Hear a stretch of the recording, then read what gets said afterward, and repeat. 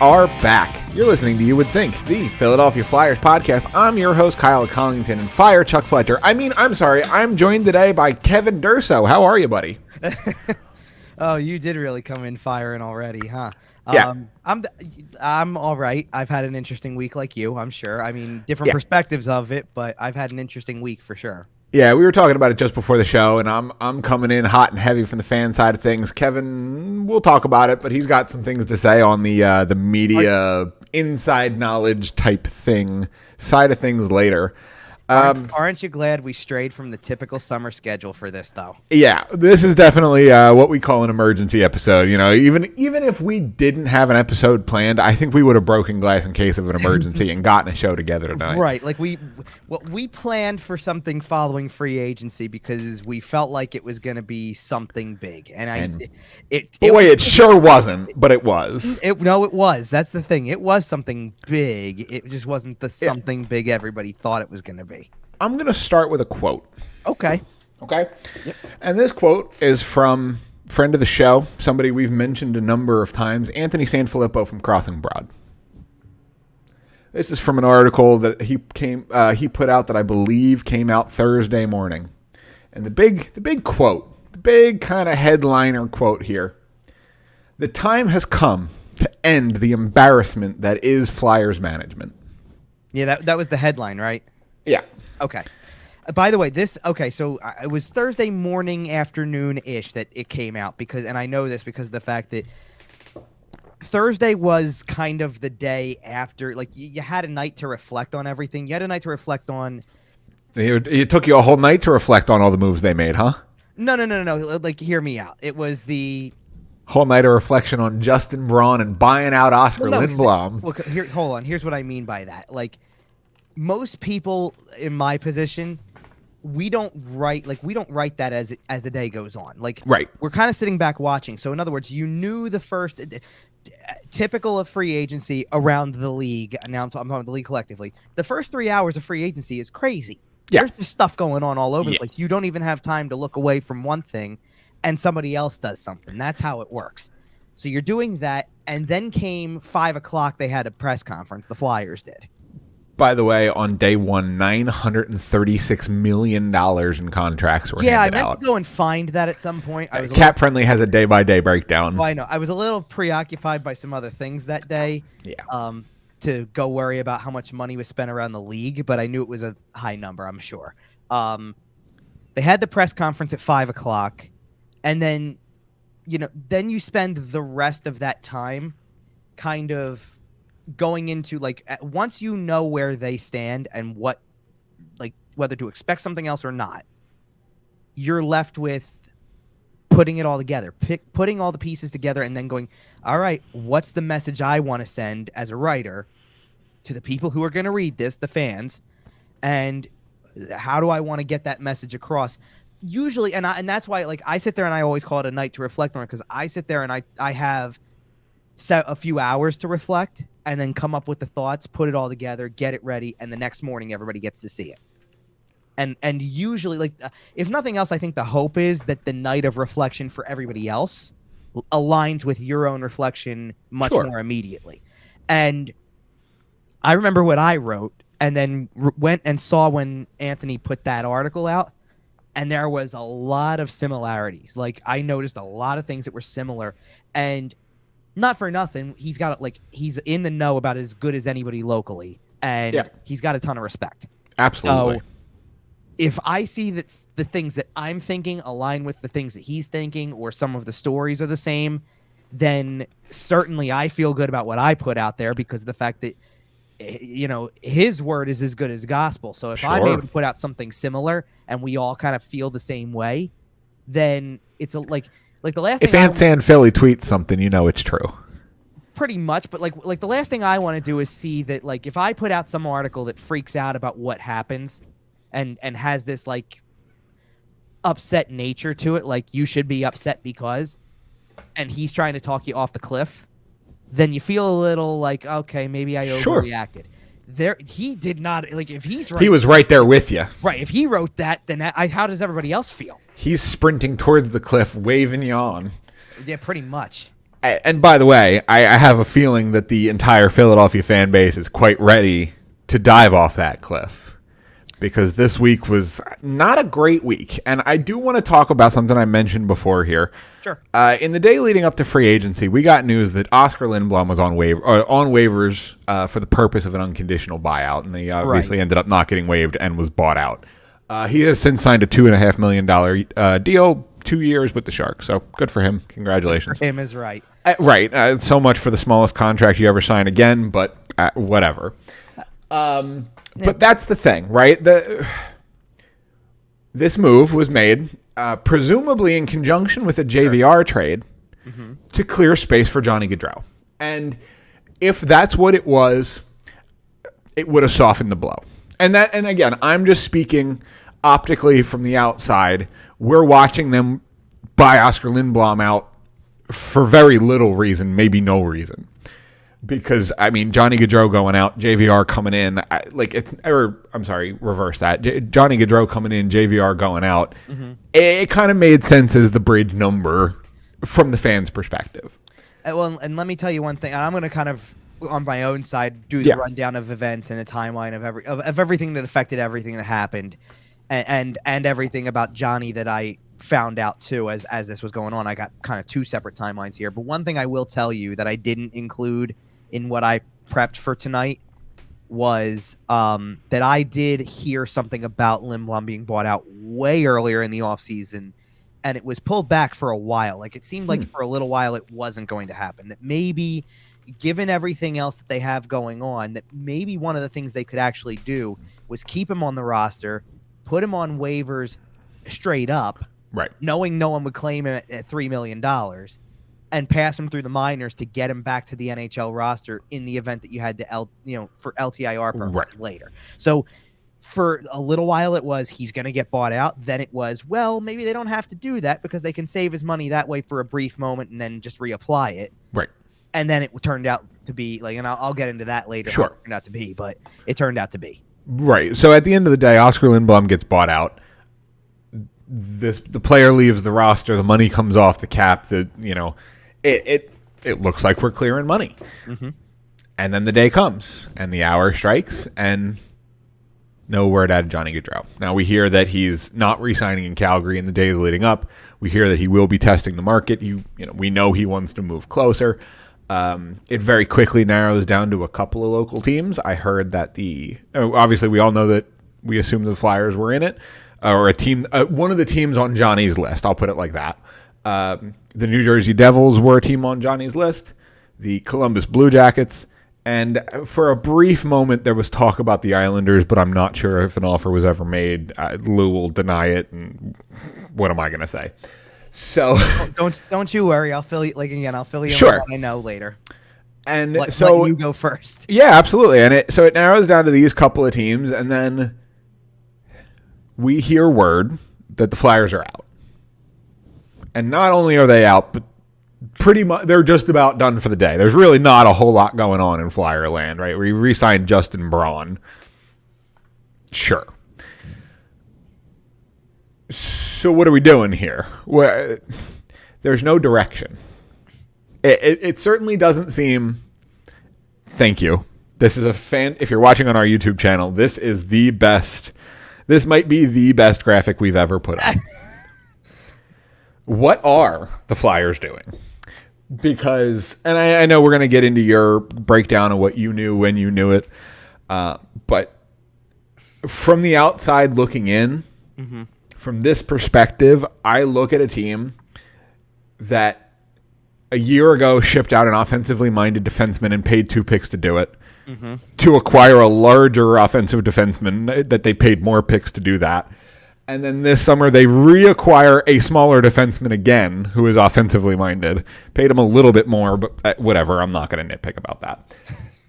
Also, by the way, he's a raging piece of garbage. We bought out the kid who had cancer the year one of our slogans was Fly or Die.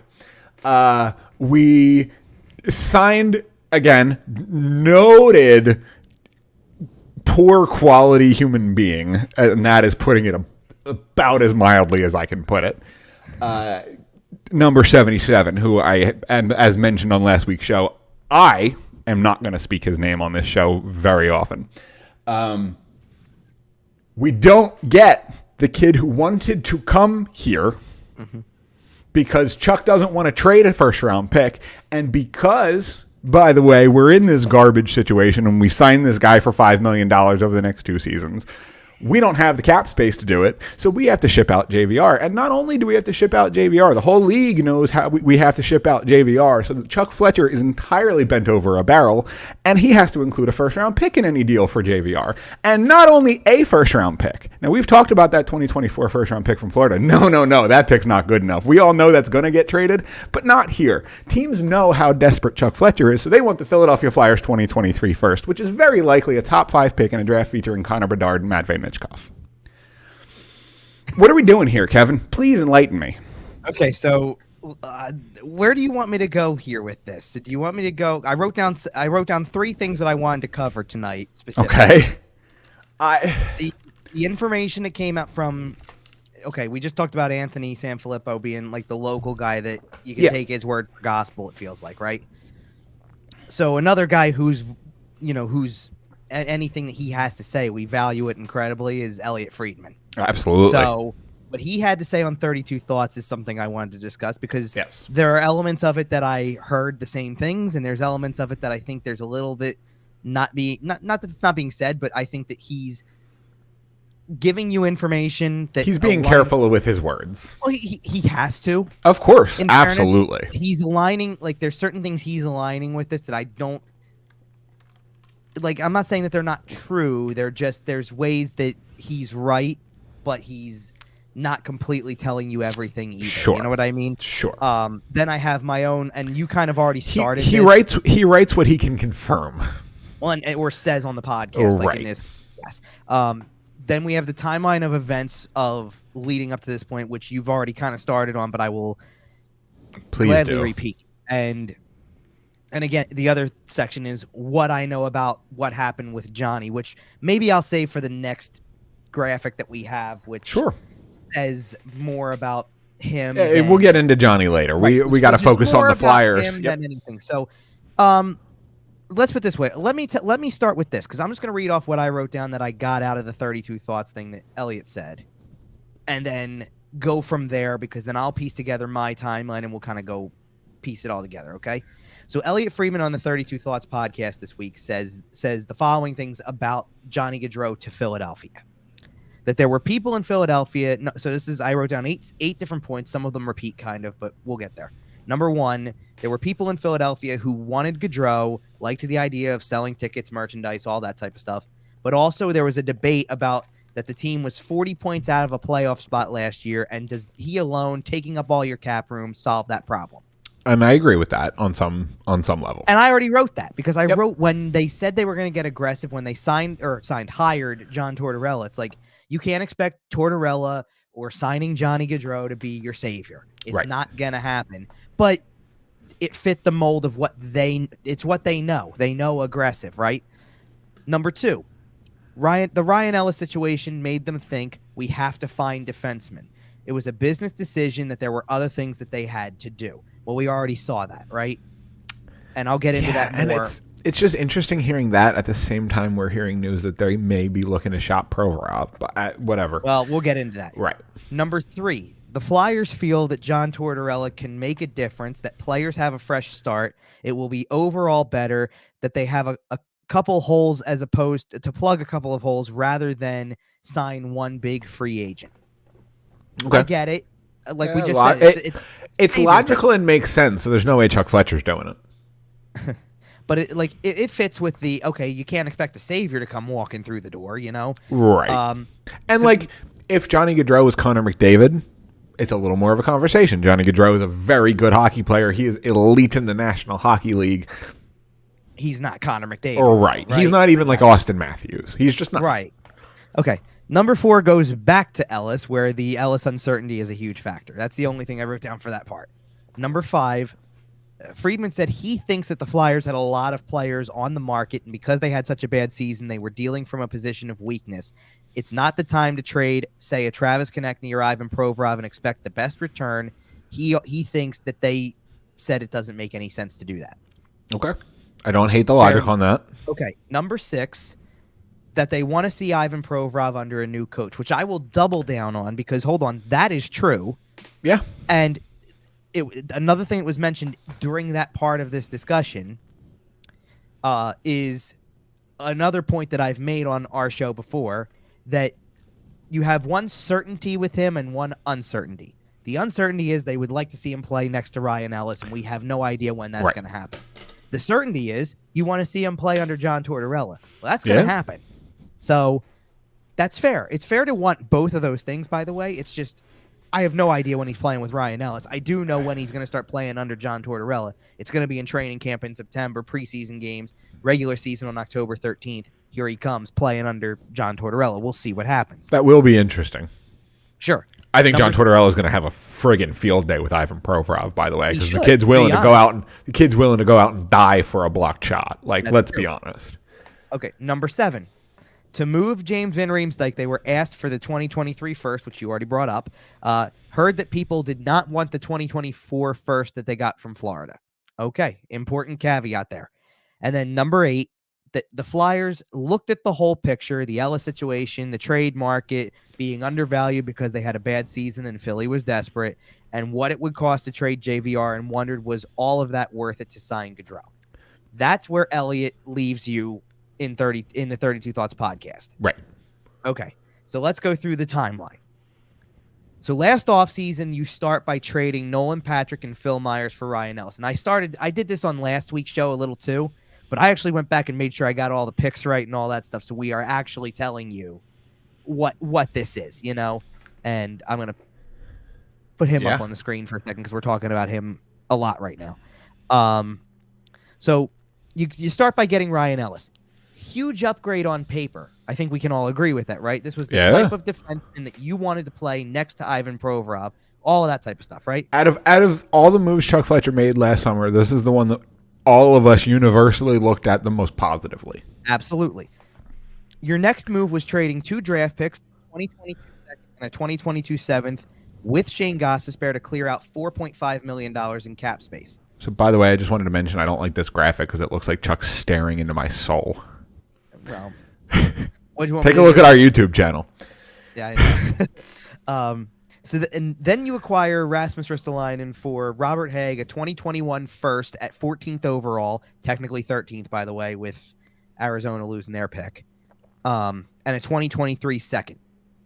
Then comes the 1-for-1 Cam Atkinson for Jake Voracek trade, which is fine. That's where most of the madness stops, because the rest of the offseason was Derek Brassard, Keith Yandel, Martin Jones, Nate Thompson, all on 1-year deals. Some free agency pickups. Yep. So, and I wrote this in the article I put out the day after free agency, right? In theory, that was a good offseason. Ellis was a massive upgrade. Ristolainen was an experiment, but he had 1 year of term left, so you had an out. And for the record, technically speaking, in terms of on-ice product, probably an upgrade over Robert Hagg. Oh, for the player that was in the deal, yes. For the pick, and that's why I said on the ice, because the picks are magic beans. But there's nothing wrong with having a guy and sitting here saying, listen, we're doing an experiment here. That was a more costly one than the 1-year deals, but to have an out, hey, we can trade the guy at the deadline if this doesn't work. Hey, we can, if even it's worse if he just walks at the end of the year, but if he walks at the end of the year, he walks. Right. Atkinson was a different type of player, shoot first mentality kind of guy.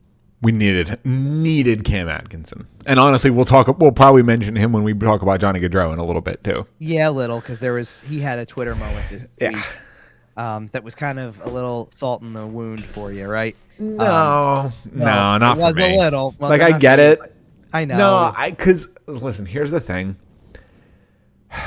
There are certain people on this earth who could look you straight in the face and tell you that they just punched your mother, and you'll question what your mother did to deserve it. And Cam Atkinson's one of those people. Like, if he gets mad enough to physically harm somebody, what did they do? Who did they kill? By the way, Cam Atkinson had a week on social media, by the way, because there's something that involves Johnny Gaudreau, and then they announced that they were expecting. Yeah. like, Yeah, a quick little congratulations. It's not like, all bad in by Flyers the way, world. the family man who has 2 sons already is becoming a girl dad now. Oh, good for him. Yeah, Oh, so that was really cool. Yeah. All right, so let me go back to this and get back into. Oh, so everything else that I mentioned, all the other signings from that year were low risk, right? So I don't want to bury Chuck Fletcher for all of that because you're trying to set up. This is everything that you're trying to go for. You're trying to see if Ellis makes Provorov better, Atkinson changes your offense. Is Ristolainen better because he's not the number one guy? Is Carter Hart better behind a real defense for once? Right. So, because, yes, in theory, this could have been a really good team last year. In theory.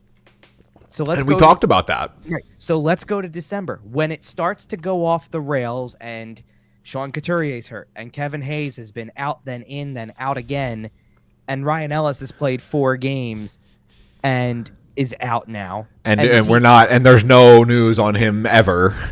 Well, at the time, we didn't really know that. It was still pretty early in this whole thing. But the next move is Alain Vigneault is going to get fired. Yep. That's when the Flyers organization faced a critical decision. Because on the day that you fired the coach, on the day you decided he wasn't right for the team anymore and all that, you also had to decide that the general manager and president of hockey operations, is he right too? Right. Was he the right guy to lead you out of this situation that you did not envision when you started last season? At the time when this decision's being made, or shortly after anyway, at the time, you knew that there were 2 very important decisions that were on the table for whoever this was. Number 1 was, if the season's going off the rails, Claude Giroux is going to probably get traded. And you're going to trade away a franchise player who's your captain. We'll mention him in a little bit as well. Oh, we will. That's number 1. And number 2 was going to be whether immediately or whether way later on, in the Flyers case this time around, it was later on, but who's the next coach? Permanently, obviously. Who's the next full-time head coach? Right. Mike Yeo was never going to be the guy, let's be honest. And they held a press conference in January. And they put Chuck Fletcher up there. Or I shouldn't say they put him up there. It was supposed to be his press conference, and Dave Scott showed up too, the Flyers governor. And together, they both essentially stated in different ways with different wordings. Chuck Fletcher's the one who used the aggressive retool line. Yep. Dave Scott said, I want to do everything I can to, I want to do everything we can to fix this now. Right. I'm opening up the blank checkbook. Right. So let's go to the trade deadline. What's the story there? You remember that? Cut and burn. Slash and burn, sell everything you can. Well, no, it is. But what's the big story that came out of the deadline? Claude Giroux. Yeah, but what about it? Not just that he got moved. Well, there's all sorts of stories. There's the fact that he only agreed to waive his contract or his no movement clause to go to Florida. There's the fact that he made that information public, therefore hurting the Flyers' negotiating standpoint. There was that cute little line from Chuck Fletcher that we allegedly heard about that essentially led to the fact that Claude Giroux wasn't welcome back or wasn't expected to be part of future plans.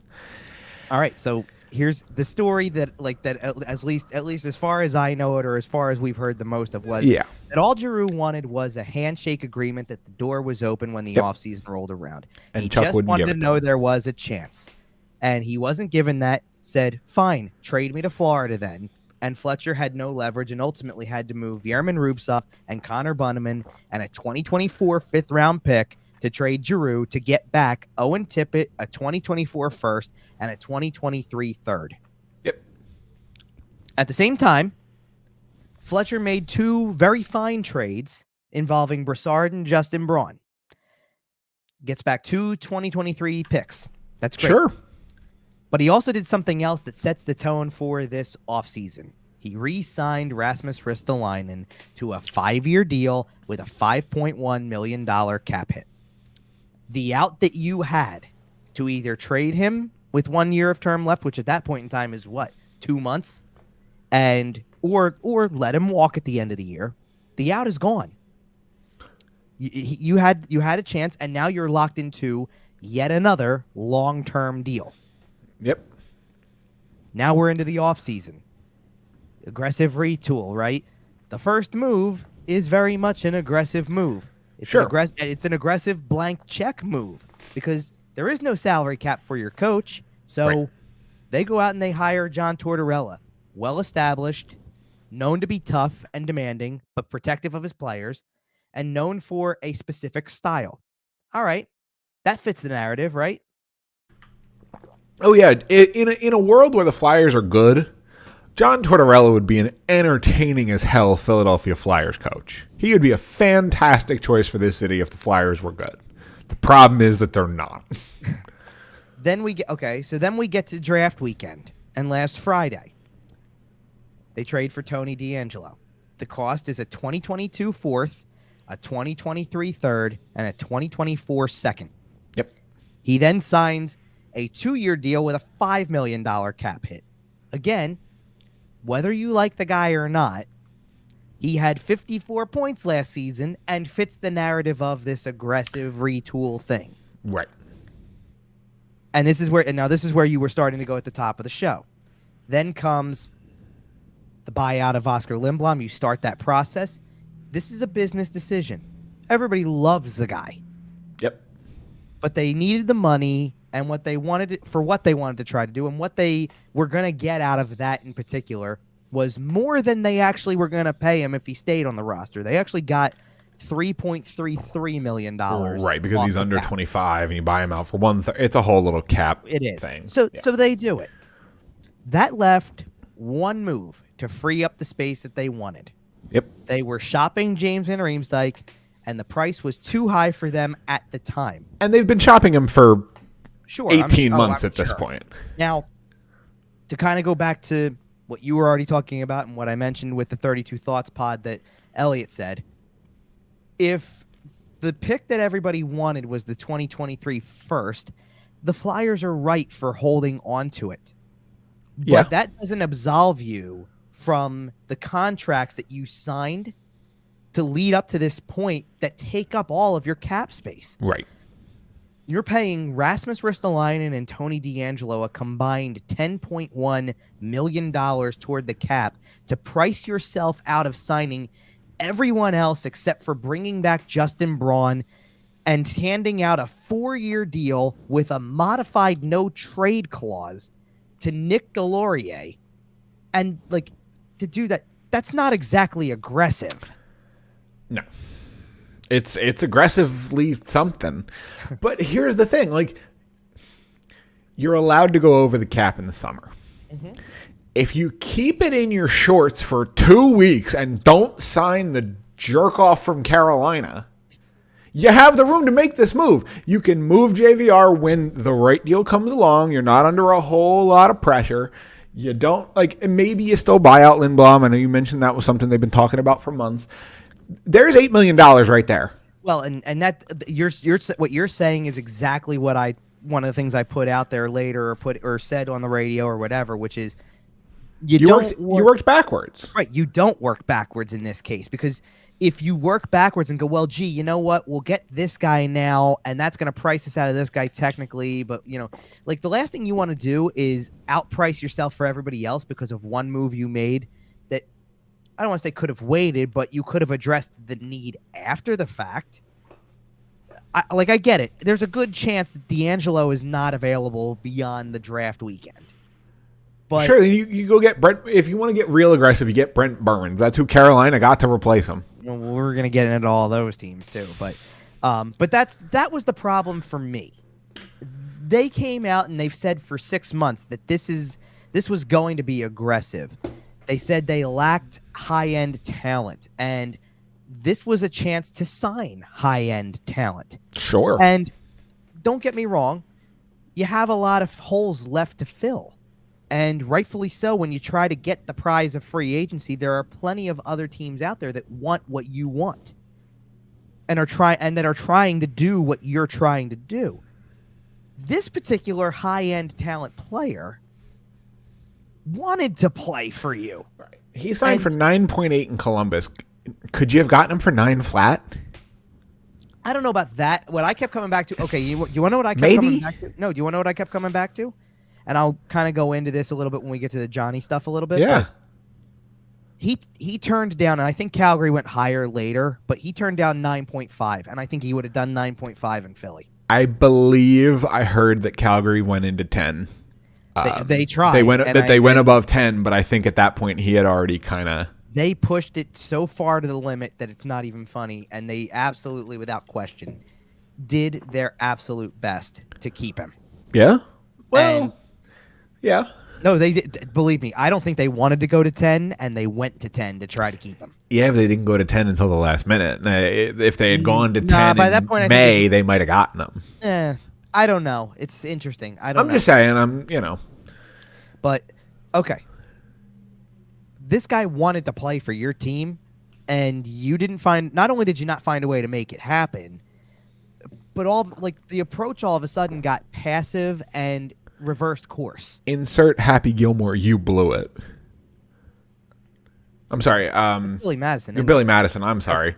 Insert Billy Madison. You blew it. One thing I want to make clear about this, and I don't know if I think I put this in the article too, but I don't recall completely.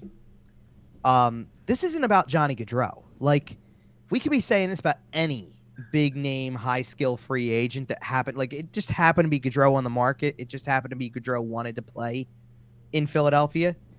This isn't about him. Like, there are people who can agree, very much what was said at the very top of the 32 Thoughts thing. And I'm one of them. I agree with this, that signing him alone wasn't going to change much of anything. Like, right. It makes you a better team. Sure. Does it make you, for sure, in certain playoff team? Does it get you out of this hole? We don't know that. So did they dodge a bullet there? Maybe, but time will tell on that.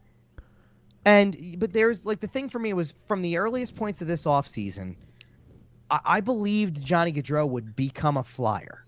Okay. Because that was what they seemed to be setting themselves up to do. Like based on what they said they were trying to do, when you equate aggressive and high-end talent and skill players and things like that, when you equate all that into if you put that together in a formula and looked at the free agent list, the player it was going to spit out was Johnny Gaudreau.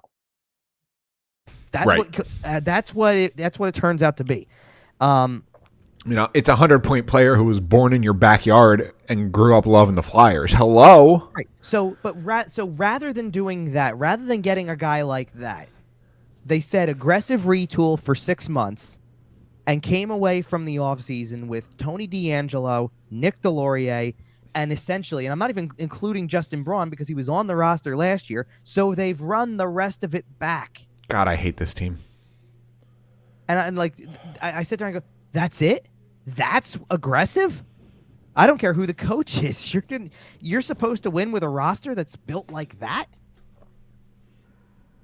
It made absolutely no sense. The time has come to end the embarrassment that is Flyers management. So maybe we should throw this one up here too for a moment, because that's that's a question. Now it's a question that's, as I've written it here, it's a vague question, is it not? It is. Tear it down can mean a lot of things. Now, it can mean the roster. It can mean the front office. It can mean both those things. It can mean the Wells Fargo Center. Are we ready for a new building? I don't know. Not with all the renovations that they're doing. I know. They plan on being in that building for another 20 years. All right, so I'll explain why this is a banner. Yeah. For us, because that's literally that's the start of the headline for the story I wrote the next day. Okay. Can I just tell you how I feel about it? Yeah. I want everyone gone. I want Dave Scott gone. I want Chuck Fletcher gone. I want Paul Holmgren gone. I want Bobby Clark gone. I want the entire alumni crew. I'm sorry, Bob the Hound Kelly. We love you. We'll party with you in Sea Isle. Just get away from the team. Everybody who's ever worn a Philadelphia Flyers jersey except Danny Briere, get away from the team. Right now. Forever and ever. Go retire.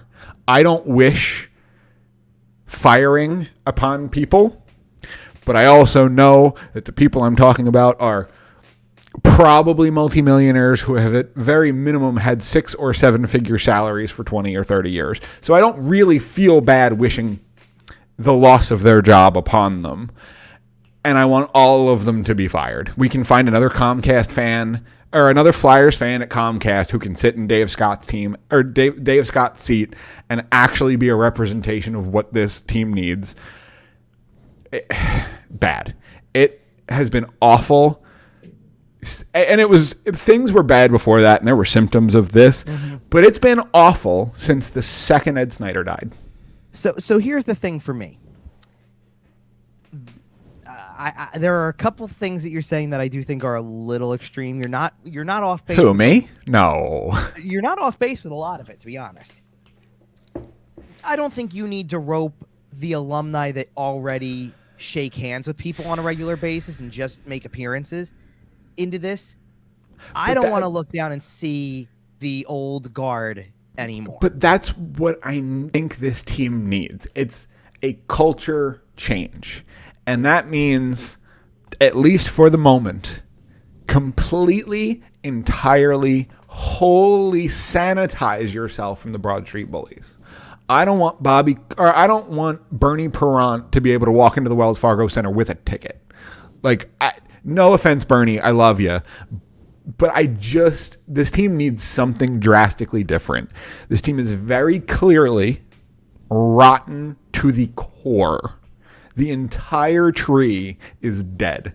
No fruit will come from it. Right. Okay. So, I mean, that part's hard to me because they're already doing exactly what I like, and I kind of said this in the article. I don't want we can talk about Chuck Fletcher all we want to. This isn't just a Chuck Fletcher problem because. Nope. And I kind of spell it out a little differently because of the fact that there were two things for me that kind of came up with that involved this old guard, if you will. They're advisors in the sense that Chuck Fletcher can bounce around ideas, but they also are kind of a feedback committee for Dave Scott. That right for a person who's not a hockey guy like Dave Scott is, and wants to know how things are going. He may go to Bob Clark or Paul Holmgren and I think ask, he does, and I think that's the problem. Well, and that's why I'm saying then, you tell Bob Clark, Paul Holmgren, and Dean Lombardi, thank you for your services as senior advisors. You ride off into the sunset, and you can come back and shake hands with people all you want to, but you're not sitting in a room making decisions anymore. For the record, I don't think Dave Scott comes to Bob Clark and says, how is he doing? I think Bob Clark goes to Dave Scott and says, here's what he's doing.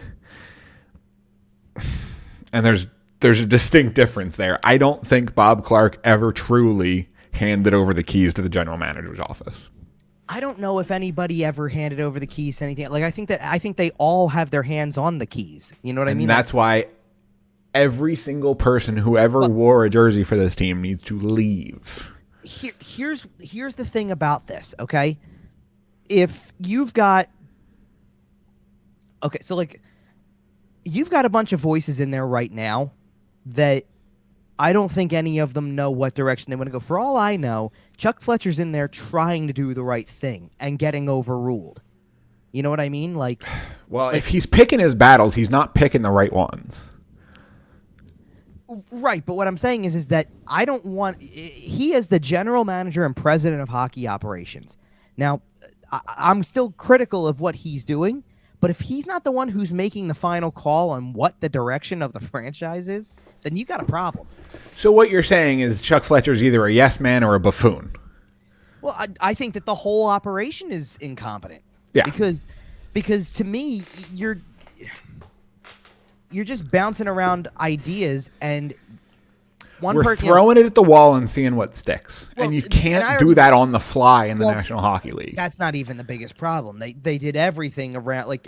If I have to hear one more time about Sean Couturier is going to be back and Kevin Hayes is going to be back, I'm not sitting here saying. Why do you trust your medical staff? How do you know that? Well, and I'm not sitting here. Well, look, I think that the timeline looks good for them, but I'm less worried about those. It's actually less about them starting the season. It's more about them holding up. Yep. That's the thing. Like, you're Right. hoping that they play. Like, you're hoping Sean Couturier gives you 73, 74 games this year. When has the medical staff ever proven? Okay, I am sure that they are all competent individuals, and I am not. Well, don't forget that what the medical staff is currently going through either. Right. Well, right, and I'm sure that there's some angst on top of it. But it certainly seems like every time a Flyer is injured, there's a setback, or he takes longer to rehab than expected, or he's got to get surgery for this. Right. Or he's got to get surgery for this, or we rush him back too soon and he gets hurt again, or this, or that, or we don't diagnose Nolan Patrick for 2 years, or like, hello, can we get a new medical staff too, please? Well, because the whole thing is messed up, right? Like, the city of Philadelphia has 412 hospitals, and they're all excellent. Can we get somebody from one of them? Hello?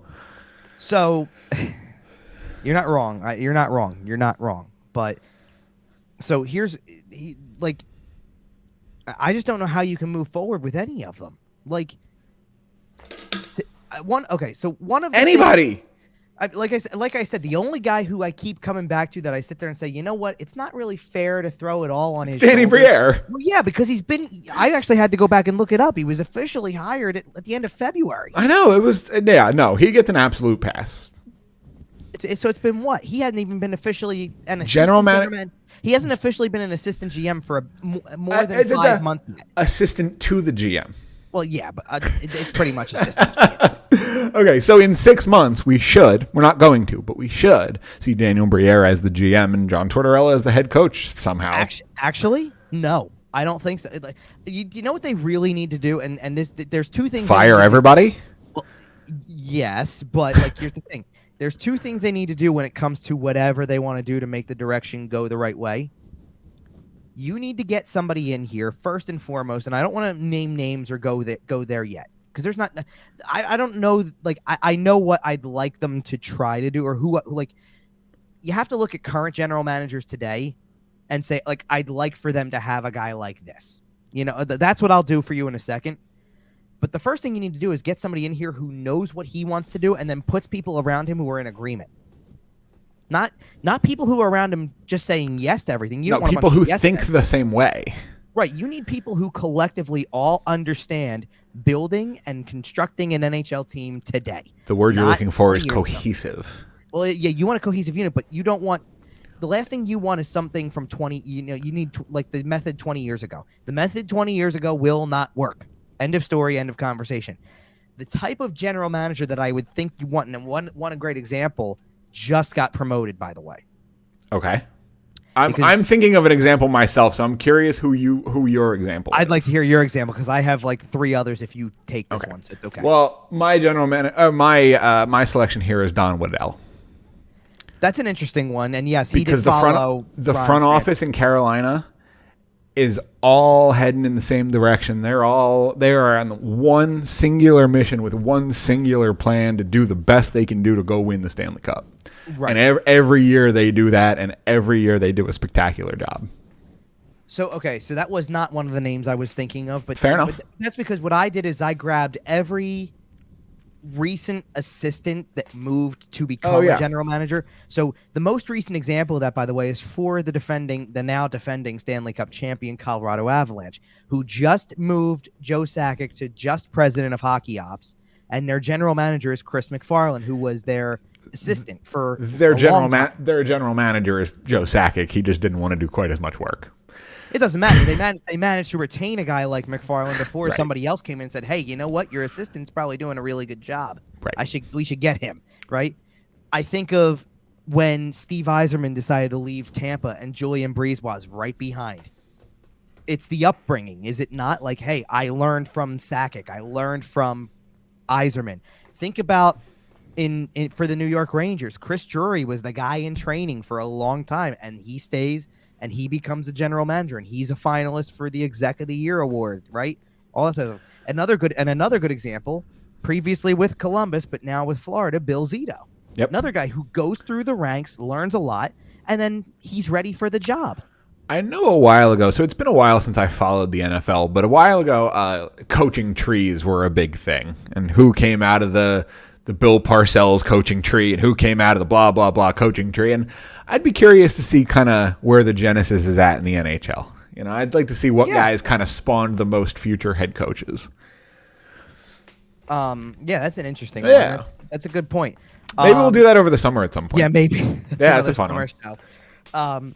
So let's see about this. Trying to figure out where else to go. So maybe we should. So, are we done with this part? Kind of like we. Yeah, I think so. Kind of said our piece. So do we want to get to the next guy? Yeah, is that Johnny? Yeah, of course it is. Let's get to Johnny Hockey. All right. So do you want my stuff on Johnny Gaudreau now? Yeah, right, hit me. So let's play a timeline game here because. And this is kind of a short timeline between the signing and the information. Right. This is going to be like 3 days worth of information. And this, it'll be what it'll be. So this timeline is a big reason why I was frustrated with the approach that they had. So on Monday morning, right after we recorded last, I probably had published the show for 20 minutes. Right. I was told then, and this is not like, and oh, by the way, as I kind of said earlier, I'm going to kind of let you know as I tell everything what ended up being kind of not true and what ended up being true, right? Because I heard a lot of stuff and I didn't really put a lot of it out there because there wasn't a lot of backup information to support it. It was kind of guesswork, so I didn't want to just run with something. But I'll tell you what turned out to be true and what didn't. So this first thing turned out to be true. Monday morning. Not 20 minutes after the episode goes up, I was told Johnny Gaudreau turned down 2 offers from Calgary in the last couple of days. Turned out to be true. Yep. This next thing also turned out to be true. Now, Monday afternoon, I was told about his desire to play in Philadelphia, that this is where he wants to go. Yep. Another thing that was right. Monday night, I was told Oscar Lindblom was being bought out. This is where it gets a little bit tricky because at around the same time, I was told the next step was a JVR trade with a first. Okay. And essentially told in no uncertain terms, it's happening. He's going to sign in Philly probably. This is all lined up. They know what they're going to do, and it's happening. Wow. Right? Yeah. Now... This is why I wasn't. This is one of those. This is why you didn't run with anything. Well, because the next morning, this is Tuesday morning, and this is maybe 12 hours after I had this previous conversation. I was told with more than 24 hours to go before the market even opens, I was told that Johnny Gaudreau would not become a Flyer on Wednesday. Okay. Which turned out to be right, obviously. There's a few details that are going to come that didn't have as much truth, or maybe they did and there's some things that happened that change it, so I'll get into that. But I didn't really put it out there because while I wasn't necessarily surprised that he was not going to become a Flyer potentially at that moment, I didn't want to put it out there because of the fact that there was also that thought in my mind that there's still a lot of time left here. There's right. What if you're getting that information because there's no JVR trade, but then a JVR trade materializes? Well, right. It was pretty obvious that was the move that needed to happen for them. That's what's holding everything up. But at the same time, this is the part where as soon as somebody kind of hits you with, nope, it's not happening. This is the part where they get desperate and they do make the trade happen, and they don't care about the first-round pick anymore because we're going to miss out on Gaudreau. This is, we got to do this. And this is where I literally wrote in the notes that I have for the show tonight, I literally wrote the 11th hour offer comes in. Right. And they decide they do this. But what I was told ended up being true, obviously. Right. Now, this is going to be really interesting details for you because this is now where the other teams start to get involved. I was told at that given time that it was down to 2 teams, and for one that he was still weighing Calgary. Okay. And that there was a mystery team that was in the running, and for what it's worth, it was not Columbus at that time. Oh, really? Yes, it was not Columbus. I don't know how true this is, but I'll float to you, or I'll tell you the team that was floated my way regarding Johnny Gaudreau and where he could go. Pittsburgh. Oh, we would have had problems, Jonathan. Now, before people sit there and go, how would that have happened? This was before Malkin had signed, and there was a lot of buzz that Malkin was going to market. It was reported that Malkin was going to market. Right. So maybe there was something that they could have done to enter this sweepstakes and still be in, because Malkin got what? 6.1 also, right? That's his AAV also. He got the same thing that Letang got. I couldn't handle Crosby to Gaudreau. Ugh. Makes me want to vomit. Believe me, as this was going through, I even had my immediate reaction to the possibility of Pittsburgh was, geez, you're talking Gensel, Crosby, Gaudreau, it's obscene. Letang and throw somebody else in there. And I'm like, he might actually replicate the 115 doing that. You know, like for everybody, he might score 60. It's not crazy. Possible. It's not crazy. Possible. Yeah. All right. So that's okay. So now that same night, Gaudreau says he's not returning to Calgary at that point. So that comes out, right? And I go back and I ask, so is it Pittsburgh? Because that's what I was being fed. Right. And at that time, I was what I heard back was that Carolina was kind of back in and making a bit of a push. I also believe that the Devils were in. And to kind of feedback, and this goes back to the Flyers thing a little bit, because the Flyers said they were never in on Johnny Gaudreau. Right. And Elliot Friedman said that they were never really in this thing, right? Like, he kind of said that way. Here's what I think that means. Because I kind of said on the radio in the they were trying really hard to act not interested so they could trade JVR? No, here's what I think this means. Because my immediate reaction on the radio to that was that Chuck Fletcher flat out lied. And I said that. I said it was a lie. It was a complete lie. Fair enough. I think it's a reasonable assumption. Here's what I think it really means to say that they were never in and still be and be right about it, but be wrong about it at the same time, if you will. I think there was definitely interest. He was interested in them. Obviously, it was out there that he was. Right. It was pretty open. And I believe they were interested in him. The reason that they said they were never in on him is because when they didn't move the contract they needed to move, they never made an offer. Right. That's what I think happened. And that's why we can kind of sit there and say they were never in. So what I'm also going to tell you is that, at least from what I believe, and I don't have any info on this, but this is my belief, or based on a couple things I saw, I think that the Islanders were in the same position. That they were interested and kept an ear out for what's happening. They were looking for the cap space if they could find it, but never went in. I fully believe the Devils had an offer on the table. I believe the Devils might have had a couple offers on the table. Carolina was trying a variety of things, as we'll get into.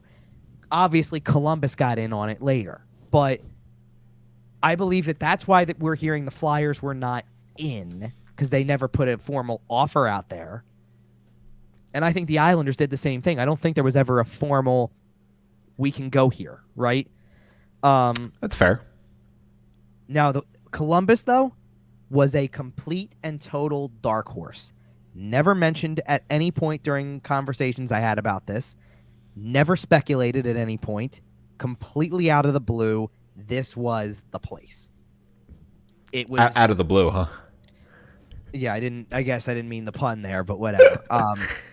And believe me, because here's the thing about that signing, by the way. I need you to picture my Wednesday timeline here, because free agency opens at 12. And I'm sitting here, and by that point, it was already starting to kind of come out already that this wasn't going to happen. Right. And more importantly, the JVR deal wasn't going to happen. Well, because I think this would have very quickly fallen into place. Because I think that now it was pretty early on that it was no, Gaudreau's not happening. It didn't have anything to do with the JVR thing as much anymore, because it was just fair. They're out. They're done. Or not right. Done. They're out. I don't want to say they're done yet, because we didn't find that out until 5 o'clock when it came straight out of the general manager's mouth that we're done on day one of the free agency period. It's great to hear, Chuck. Aggressive retool. Thanks, bud. Yeah, which, by the way, to sit there, the other thing that I've heard a lot about, and this is a fair point, that was taken away from the press conference was that it was going to be really hard to move multiple contracts to. That's your job, man. Right, I want to hear how hard it is. That's your job, and you accepted it. And if if you don't like how hard it is, then get out. But it's hard. Right? Is that Well, here was the thing. Did you hear what other GMs were saying? Like when they go and get this guy, or they get that guy, or Columbus gets Gaudreau, and it's when you have that opportunity, you go to work and you find a way to make it work. And you've got a general manager who said the opposite. And listen, and we talked about it a little bit. I agree that they probably shouldn't have traded their 2023 first. Right. But here's the thing. Don't make the other stupid moves that put you in that spot to begin with. Right. That's the stuff that I don't get either. You postured this whole aggressive retool, did a bunch of stuff that went into it, and then... And this isn't some crazy circumstance where Johnny Gaudreau suddenly found himself upon the free agent market. I've been talking about the Johnny Gaudreau tampering committee on this show for like 2 years. Like, we've known about Johnny Gaudreau as a free agent possibility. We joked about it when Kevin Hayes signed in 2019. No, what you really did was this, and this is the biggest example of it that I know of as far back as I can go with this. Hayes was already here. They get Atkinson. They get Yandel. They get all these guys who are all buds with each other. And you were what are we doing? And you were coming on the show, and every time it came up, you were just sitting here going, "Come home, Johnny. Come home, Johnny." You were sitting here, and he did. Turns out he wanted to. He wanted to.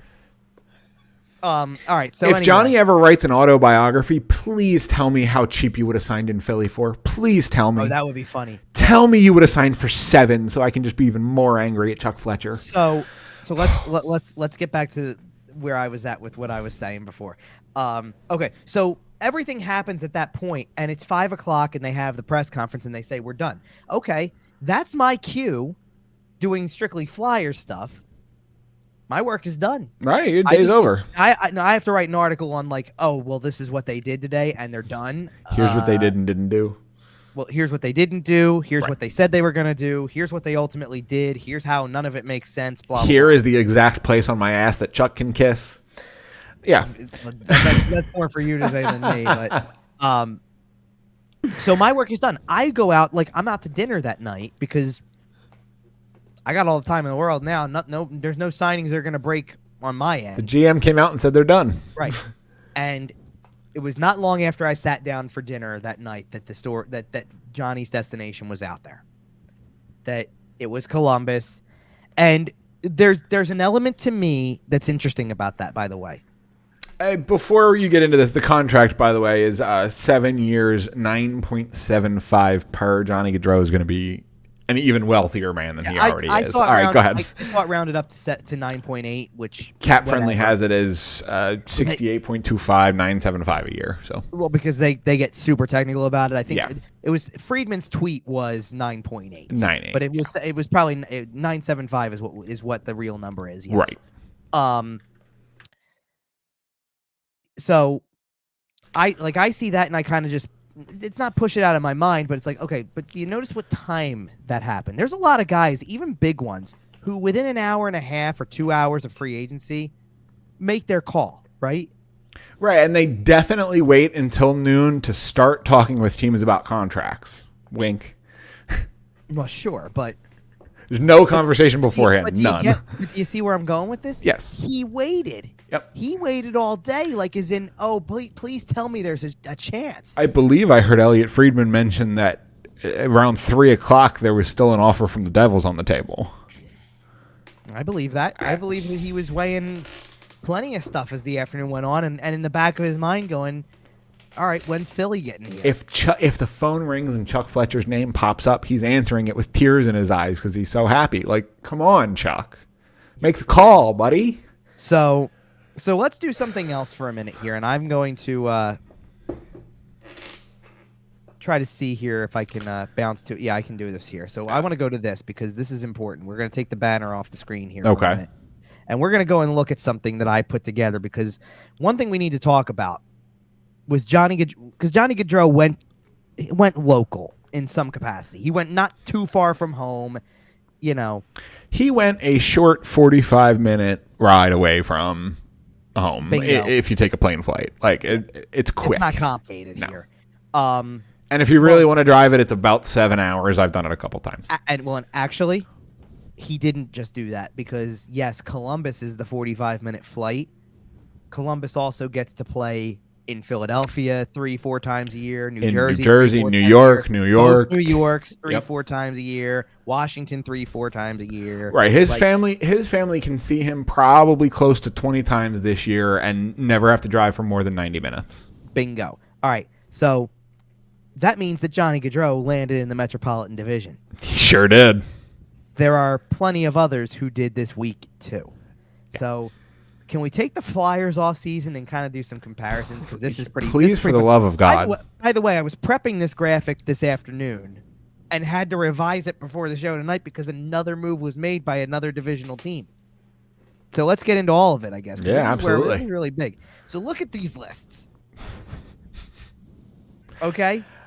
And if you're not watching our YouTube channel, go check it out there. YWT podcast will pop right up. For the people who aren't, but you should go and look at this on the screen because, first of all, by the way, this is as close to the NHL Network graphic as I can give you. So you want to talk about a team that acquired quality, or do you want to talk about a team that acquired quantity? Because we have both options here. Where do you want to start? Can we talk about the ones that did both at the same time? Yeah, let's talk about the Carolina Hurricanes. Okay, you want to start with Carolina? Yeah, because I think they acquired the most of both. Because it's interesting because they acquired two guys in particular that are older, but certainly have their reputation for being able to do a lot of things. They got Brent Burns, who is one of those older players you were talking about. They got him at a reduced cap hit, so it's not going to crush him. I believe 2 more years left on him, maybe 3, something like that. He will be sheltered within their system.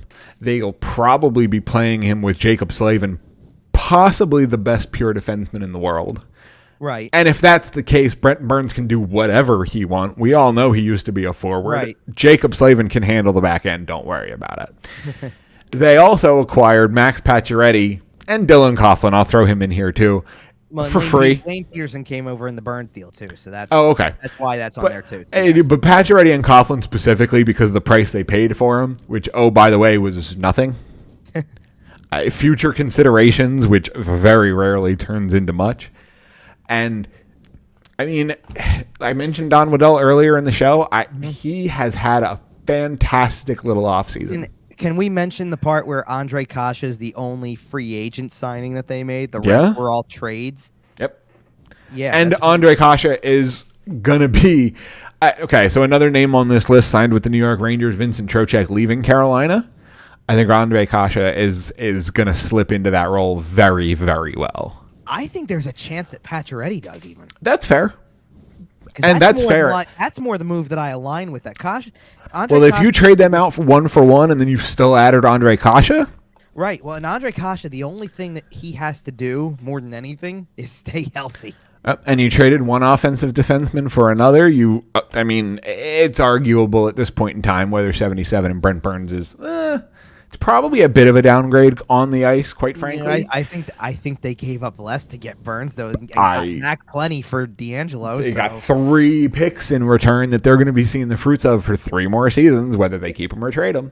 It's pretty funny stuff. Great deal. Who do you want to go? Well, you already mentioned the Rangers, so let's just jump to the Rangers. Yeah, absolutely. Trochek, so let's just jump. I mean, they didn't do a lot, but then again, did they have to? No, I mean, they shipped out Alexander Georgiev, and you might be sitting there thinking, well, wait.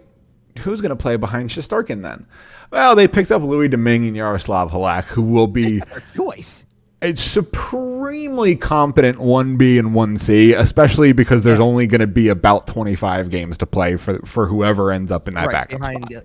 Behind Igor Shesterkin. Let's be honest. If Igor wants to play, Igor's playing. Right. And for what it's worth, the other name on that list for the Rangers, Ryan Carpenter, is very much the type of player that they try to get the most out of. Like, one of the players that they lost, and I do kind of want to touch on some of the players that they lost, because the Rangers probably lost more than anything in the division.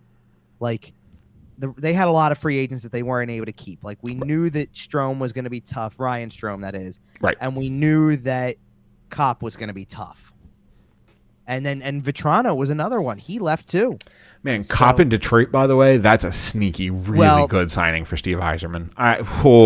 That's a good signing. Don't jump too far ahead. We're going to get to that. Okay. Don't worry, I have something prepared for them. We got league ads too, huh? We got a couple teams that the Flyers are going to see regularly enough that I thought were not completely impressive, but like two of them were. I'm looking at the Washington Capitals here, and does Marcus Johansson really count as an acquisition? Well, because he was already there, yeah, I know.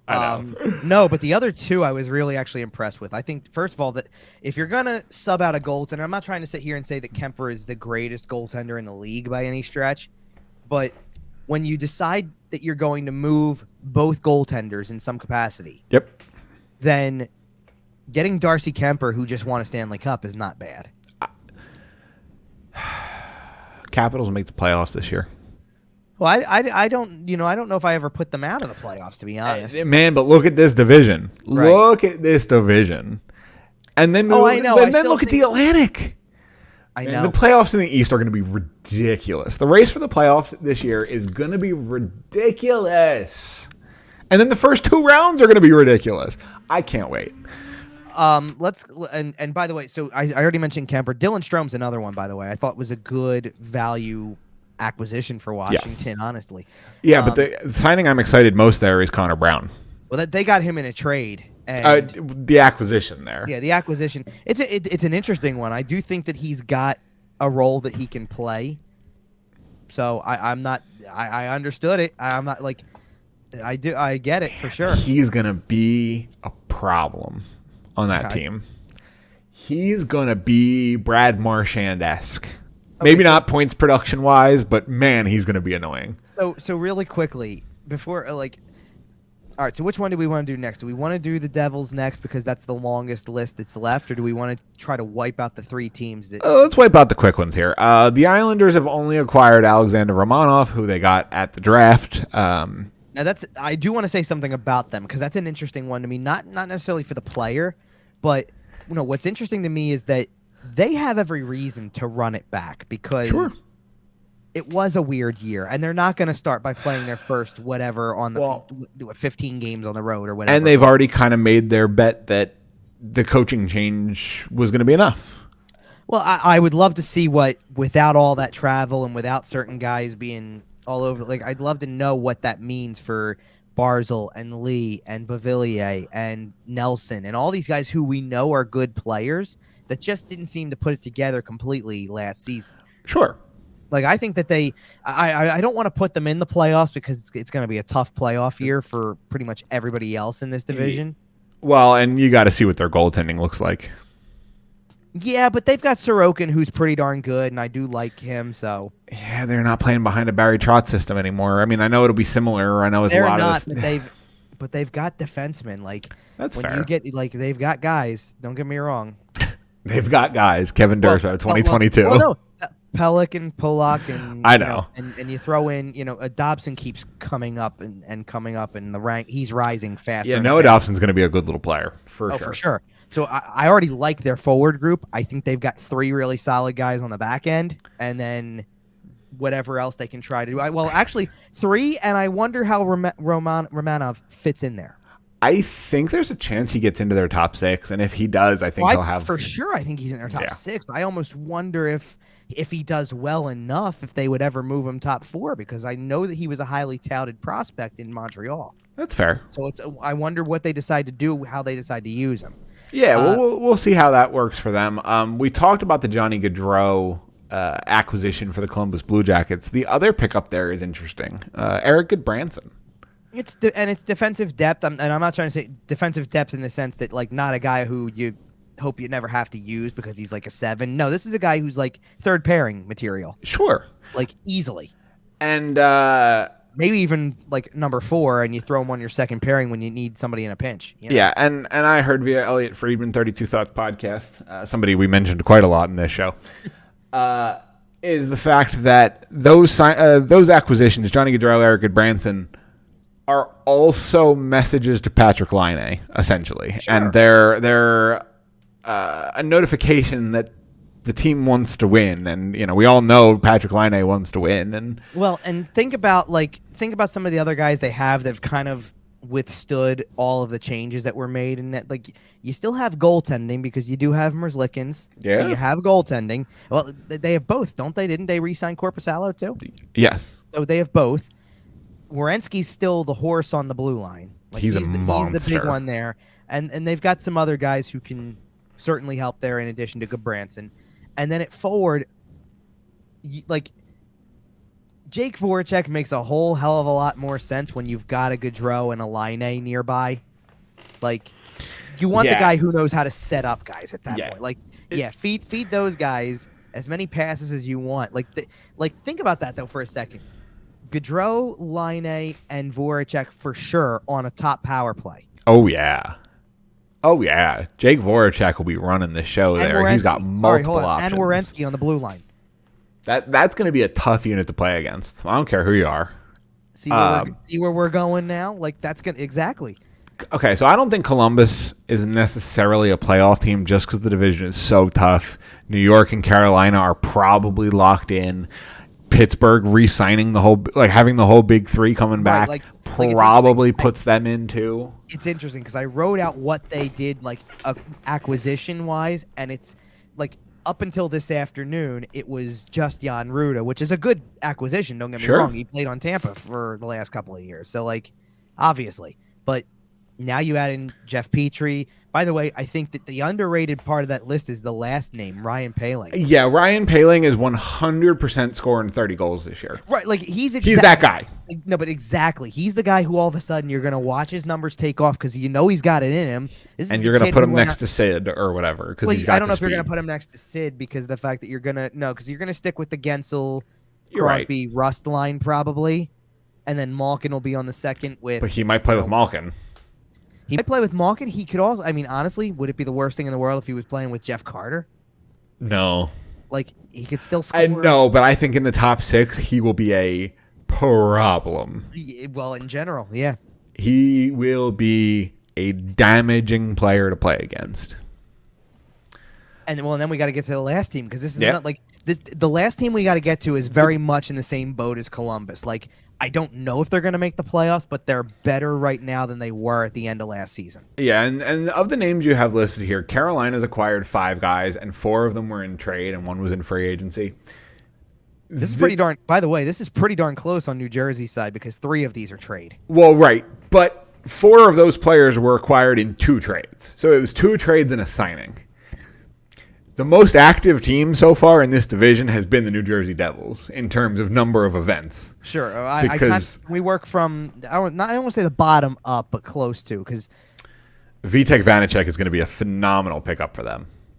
I think here's what I think happens. I don't know that Vanacek, much like Mackenzie Blackwood, I don't know that they are elite level goalies by any stretch. I think the tandem's good enough to get you to the playoffs. Well, they're good, and I think by having them in tandem and kind of evening out the playing time, they'll both be better. Exactly. You're going to make both of them better, and hopefully you can keep, at least in Blackwood's case for sure, and Vanacek a little bit. Hopefully you keep them both healthy. Right, and I in a vacuum, knowing what we know about their careers thus far, I think you're hoping Mackenzie Blackwood is your 1A heading into the playoffs, or regardless, you just want one of these guys to establish themselves as the guy if you're making a run to the playoffs. You do. You know what though? I don't know who's starting on opening night. If I had to guess today, I'd say Blackwood. But I was going to say you probably default to the guy who's been there. Right, but I'm saying I don't know. But listen, which one is going to get them? I don't know which one's going to get. How about this? I don't know which one's going to make more starts this year. Okay, that's fair. Home opener in New Jersey, they're rolling out a brand new lineup. The rest of this list, I'm just to blow through it real quick. Andre Palat, Brendan Smith, Eric Howla, and John Marino. All 4 of those guys are going to be on your opening night roster. Now here's the thing with some of them. I want to kind of wipe out the 2 lower ones for me. Smith is more than serviceable. Yeah, he's bottom pairing level guy though. We know this. Halla is an interesting one because of the fact that trade happened because there was pretty much no future in New Jersey for Pavel Zacha. It was a straight up 1-for-1. That's a hockey trade. Exactly. Both teams got exactly what they seemed like they were trying to give up anyway. The Marino one is a big deal to me. I think that's a really strong deal. Yeah. Especially for what they gave up to Pittsburgh, by the way. Ty Smith and another pick, I believe, was all they gave up. See, I do like Ty Smith, but I agree. No, I do, but I do. John Marino is an established player. Right. Ty Smith for John Marino with whatever pick you send over is what we said about getting Ryan Ellis for when the Flyers did. It's like you go and, all right, did you love giving up Phil Myers? No, you don't, but you got to give to get. Right. That is how you leverage young assets for established players who are going to help your roster right now. Sure. And then the John Marino trade is a great example of that. Exactly. And then the headliner, right? The headliner of the whole thing is if they didn't get Johnny Gaudreau like we all know they kind of wanted to try to do. They sure did. They went hard. Then they got the next best thing, which was Ondrej Palat. It's fair. You can't argue. And here's the thing. I know that Nazem Kadri has not signed yet as of recording this on Saturday. He's signing 20 minutes after this show gets recorded. Even if he does, it's no big deal. No. Because we'll be back in 2 weeks to talk and here's the thing. It's no big deal because I don't think anybody else in this division has anything left to go after that. Stranger things, though, right? I'm looking at that blue and orange team in the bottom row there, and I don't know if they have the cap space with all the other guys, though. Like, Anders Lee makes a lot of money. Lou will make it work. Yeah, we'll see. He'll make some contracts disappear in the Long Island. The point I'm making about Palat is that he was the next best winger. Like, beyond Gaudreau, it was Palat. That was the next best winger. So there you go. They went out and they did their part, too. Now, do we want to shift to the next part? Yeah, absolutely. And by the way, put all that next to what the Flyers listed. Which is Victor Laurier and Justin Braun. 3 guys who should all be rated about 79 overall on NHL 22. But you see how every team out there, I mean, with the exception of the Islanders, maybe, every team got somebody who's a little bit like on the same, either on the exact same level. Like D'Angelo has been an all-star before. I don't want to just. Every team picked up at least a good player. Sure. Not an okay player, not a serviceable player, a good player. I would even venture so far as to say every team picked up a player that. Okay, and Carolina didn't in this respect, but they're still good players that they picked up. But everybody else just about picked up a player that had something to do with the playoffs and some like a deep playoff run. Like Trochek was playing for Carolina. Kemper won a Stanley Cup. Gaudreau was, scored a series clinching goal. Ruda was on Tampa Bay. Palat was on Tampa Bay. Like everybody picked up somebody who went deep in the playoffs or seemingly went deep in the playoffs. Just real quick, I'm going to rattle off a couple of these names, and you tell me if they would make the current Flyers top 6 or top 4 better than it currently is. That's all. Right. Just better than it currently is. Okay. Ondrej Palat. Absolutely. Okay. John Marino. Yes. Dylan Strohm. Probably. Probably depends. Well, and it depends on who's. Well, you know what? Dylan Strohm would be your third at that point. Fair. But yeah, I get it. Vincent Trochek. Yes. Brent Burns. Probably. Brent Burns is better than Rasmus Ristolainen. He's a better version of it. Right. Okay. Yeah. You can't. You can't. Johnny Gaudreau. Obviously, we know the answer to that one. Yes. Jeff Petrie. Yes. Okay. And that's a name we barely talked about out of Pittsburgh. I know. Well, guess what? Can I inform you of something then? While you're over on that side of the graphic, anyway. Yeah. You could have said Jan Ruud, and I would have told you yes. I know. The Flyers are going to finish last in the division. Well, as judging by the graphic here, this is all 8 teams in the Metro. Unless somebody melts down and loses both of their goalies and they're playing with their ECHL goalie by the end of the season, because that is always a possibility in the NHL. Right. If somebody loses their best, New Jersey should be in a position to contend for a playoff spot. Doesn't mean they're going to make it, but they should be in the running. Sure. You know how they don't make the playoffs with all of this happening, right? They don't make the playoffs if you're hearing about Nico Hischier can't play because of blank, and Jack Hughes is dealing with something a little bit now too, or Dougie Hamilton's out with something. Like if they start even if Mackenzie Blackwood goes out, you got to play Vitek Vanacek for 3 weeks, or a goalie. It's the same thing. Like if you start to hear something about this guy's hurt, that guy's hurt, then yes, you're going to have problems. Well, sure, but that's the case with any team in the league. Like, no team can. Like, but if we're playing the on paper game here, every one of these teams is better than the Flyers on paper. Well, right. Well, I mean, to the point where I even went so far as to say, not only are they all past the Flyers, they probably have lapped the Flyers. Oh yeah, and we can also play the what if game, because if Sean Couturier and Ryan Ellis come back and are healthy, like apparently, allegedly they might be, whatever. Then the Flyers are all of a sudden a much better team, and we talk about these guys sliding down in the lineup, and all of a sudden the roster makes a lot more sense. Sure. But that comes back to, do we trust the Flyers to ice a competent roster? In one form or another, whether it's through injury management or whether it's through actually putting the best players on the ice. Do you trust the Philadelphia Flyers to ice a playoff roster anytime soon? Anytime soon? I mean, depends on what they decide to do going forward. Like, okay, I'll tell you what. The correct answer is finish with about 14 points this year, fire Chuck, and draft Connor Bedard. Well, and I know. No, but that's why I hesitated with anytime soon, because things do change if you do get Connor Bedard. Sure. Like, there's no doubt about it. Like, it changes it changes things. But and listen, I don't want to make it seem like you can still get a really good player even if you don't pick first next year in a draft. Like, if you pick third, it's going to probably be a player who could have gone first overall in any other year. If you're not top two, though, if it's not Bedard or to a lesser extent Michkov.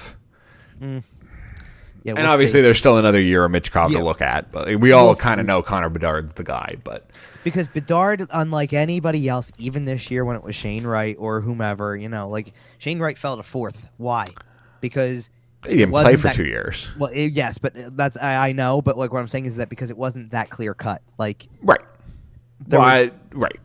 This is so clear cut. This is as clear cut as it's been since McDavid. And I think we've already said that, but it's worth repeating. By the way, you can make a real argument that the Seattle Kraken got better by drafting Shane Wright than the Flyers did by any other move they made. Oh, Seattle with Shane Wright already locked up, and that's potentially on the roster next year. And that's nothing against Cutter Gauthier. No, who I do think could have all the tools to be a really good NHL player. He's certainly better. They picked him fifth. And you can't afford to miss on a pick like this when you're as bad as you are.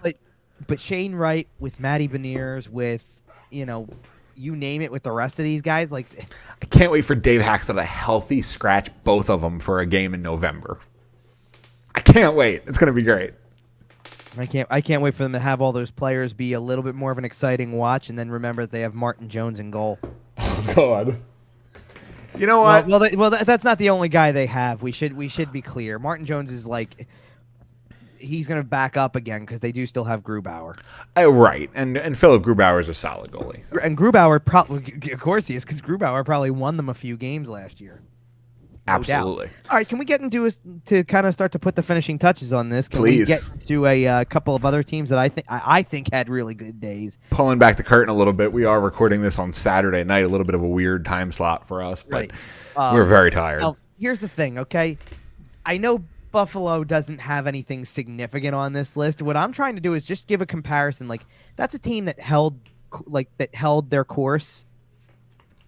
Kind of, not, I don't say kind of like the Flyers did, but like it wasn't impactful. But look at what they've done. Like, I don't want to say that for sure and certain that Buffalo is going to be able to put certain guys on their roster immediately, but they drafted really well in this draft. Buffalo has a really good little prospect pool right now, and that's the more interesting part for me, is that Buffalo has committed to we're drafting a lot of players kind of thing. Buffalo did the tear it all the way down.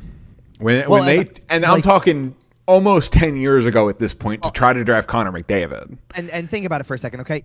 One of the things I feel like we've talked about, like, and I don't want to, like, obviously, listen, Sean Couturier on the Flyers can be a star level player if he puts it, like, if he's healthy and everything's going the way it should, right? But I don't know that the Flyers have a star this year because of the fact that you have. I don't think the Flyers have a superstar. Well, because I don't even know if they have just a star in terms of. Like, I think Joel Farabee can be that player, Yeah, but I certainly understand. Well, but this is where I'm going, because he's not starting the year, and if Couturier is not what he's expected to be because of his injury issues and all that stuff, I don't like. Do you realize that without Joel Farabee, your top line left winger is probably James Van Riemsdyk? So anyway, let's talk about these Atlantic Division teams because I'm depressed. So can I want to go back to Buffalo for a Yeah, second. please. A couple guys, because Tage Thompson really emerged last year. And I think that's a big deal. They re-signed Victor Olofsson, by the way. Yeah. Another good player. Big little signing for them. I am very interested to see Peyton Krebs next year. Yeah. Like, boy, do I like the way he plays. And we're talking training wheels off Peyton Krebs. Right. I want to see the next step of Peyton Krebs. Exactly. I want to see him start flipping up Michigan goals. Yeah. So let's not bury the lead here, because there's a name on the left side here that's pretty, and by the way, what was this, I guess? So Thursday, the day of the first round of the NHL draft, was the day that the very top name on the list on the left side was acquired by the Ottawa Senators, Alex DeBrincat. I would just like to point out that the Ottawa Senators fired Pierre Maguire and immediately started making fantastic moves. You're not wrong. Acquire Alex DeBrincat. Okay, so first of all, by the way, massive trade. They get DeBrincat, and I even put out there, because someone said, is it enough to entice another person to come to Ottawa? And I even said, I don't think we're done hearing from the Ottawa Senators this offseason. To be fair, I also don't think he needed that much enticing. Oh, I believe he didn't need that much enticing, but just as evidenced by the number. But do you think now, like when you go back and look, because they were also very active in re-signing their own core. Like Josh Norris got a new deal. That's huge for them to know what he's getting paid for the next. I think it was an 8-year deal, right? For the next 8 years. I believe so. Yeah. So like to know what you're paying him for the next 8 years, knowing he's a key part of your core. I already mentioned about before Brady Tkachuk and Tim Stützle and all the others. I mean, Thomas Chabot's been around for a much longer period of time, but all those guys are involved in this, right? And then you go out and, by the way, you acquire a goaltender who you think is going to help in regards with Cam Talbot. Cam Talbot was very, very solid for the Minnesota Wild. Yes, I know we have a little bit of a sour view on him here in Philly because he was here for 6 months, played twice, and sucked. But he has been excellent for the Minnesota Wild, and I'm willing to give him a little bit of a pass. Yes, he's had good years. And then came the most obvious one of all when it was but here's where I'm going with this. Before DeBrincat and before you kind of saw, like, the young core, and it's still very young, don't get me wrong. When you bring in DeBrincat, that's a big statement for where you think you're going. And at that point in time, this is why I felt the way that I did. I'm like, something's going to happen here because of the fact that now they just need the veteran guidance. Right. And then they got it. Big time. Here comes Claude Giroux. So remember how earlier in the show we talked about the Philadelphia Flyers doing step A, B, C, D, E, F to get Johnny Gaudreau and then failing on step Z by not trading the JVR contract and making the necessary room? Okay. This is how you treat a player who wants to come home and play for you. Yeah, they worked around all the other stuff and made sure that they had the room to do whatever else they wanted to do, right? Now, I don't know if 3-4 years ago when the Ottawa Senators traded Erik Karlsson, I don't know if they had Claude Giroux in mind that far back. Right. For example, by the way, I do think that the Kevin Hayes trade was laying the first bricks in the road for Johnny Gaudreau. Anyway, I don't know if trading Erik Karlsson away was a move with Claude Giroux in mind, but it certainly seems like since they figured out that they were going to blow it all up and try to kind of put something back together here, it seems like they've planned for this offseason. Yeah, they definitely did. Because we have seen big, impactful, high-level moves out of them. They're going to be a really good team. They're not going to be okay. They're going to challenge for a division spot in the Atlantic. This team feels like a playoff team now. I agree. I don't know if the Metro gets a wild card spot this year. And that's why it's so uncertain. And we talked about it a little bit with the last slide on the screen. Yeah. It's impossible because the entire East has just gotten so incredibly better. Yeah. The ones we have on our screen right now are the Ottawa Senators, the Detroit Red Wings, and the Buffalo Sabres, the three bottom teams in the division last year. And we're sitting here talking about the Ottawa Senators like they were a shoo-in for the playoffs. Now, maybe they are, maybe they're not. Obviously, there's a whole lot of season left to be played. And here's the thing. This is why I did what I did, and that's why I threw Buffalo in. Because what I really wanted to do more than anything was go, listen, I don't need to sit here. The only other team that was lower than this was Montreal. And Montreal is going to come in with the first overall pick, who we assume is going to play from day one. Probably. So we assume Uri Slafkovsky is going to play. And then they did other stuff, though, too. Like Kirby Dach. Yep. Like, they're out there doing what they need to do and trying to figure out a way to get themselves a little bit better. I'm not saying, like, did they make some trades? Yes, they did. But they also, like, positioned themselves to bring some people in to try some new things. Every single team in the bottom half of the Atlantic got better. Now, the Buffalo Sabres probably didn't get better enough to, make a real ripple, anything like that. No, and can I say something else about some of the other teams in the Atlantic at least? Like, Okay. Tampa Bay, for the most part, I mean, Palat's a big loss, but Tampa Bay went signing crazy with let's keep our guys.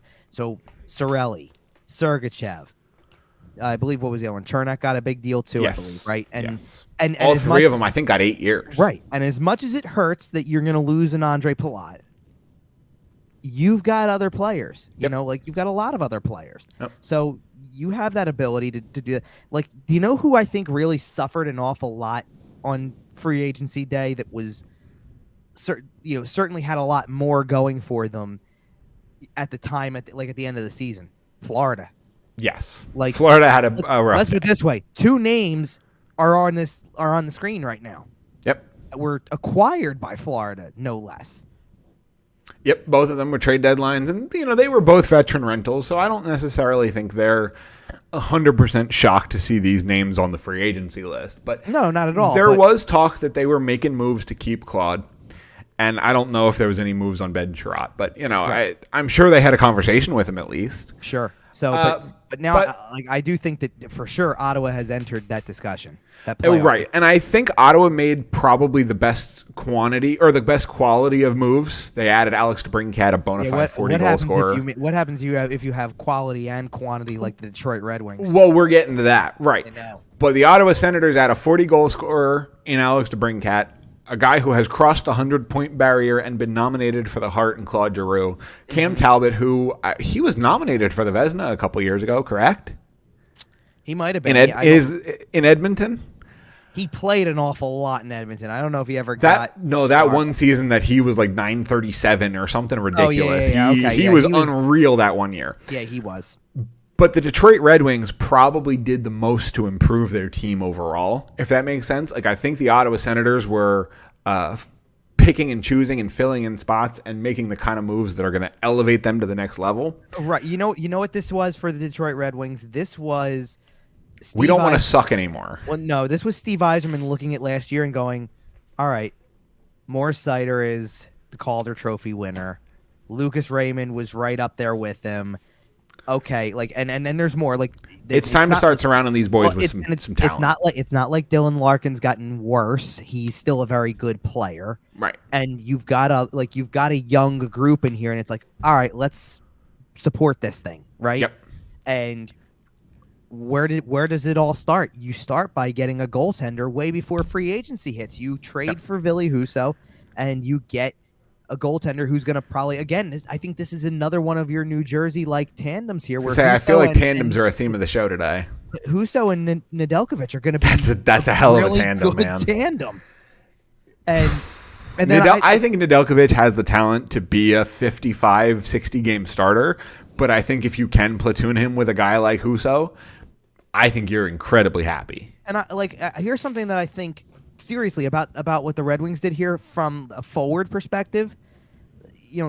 Defensively and at forward, they didn't go out adding a star, but they added a lot of good players. Dominic Kubalik is a super solid player. Oli Mata is a solid player. David Perron is a good an player. all-star, by the way. Right. So you've got something there. Kopp had a great last half of the season.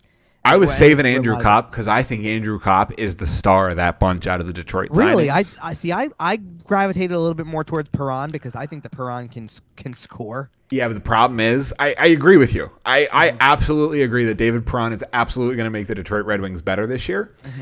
Andrew Kopp's going to make them better for the whole contract. Okay, that's fair. Andrew Kopp is, as far as I'm concerned, he's part of that core.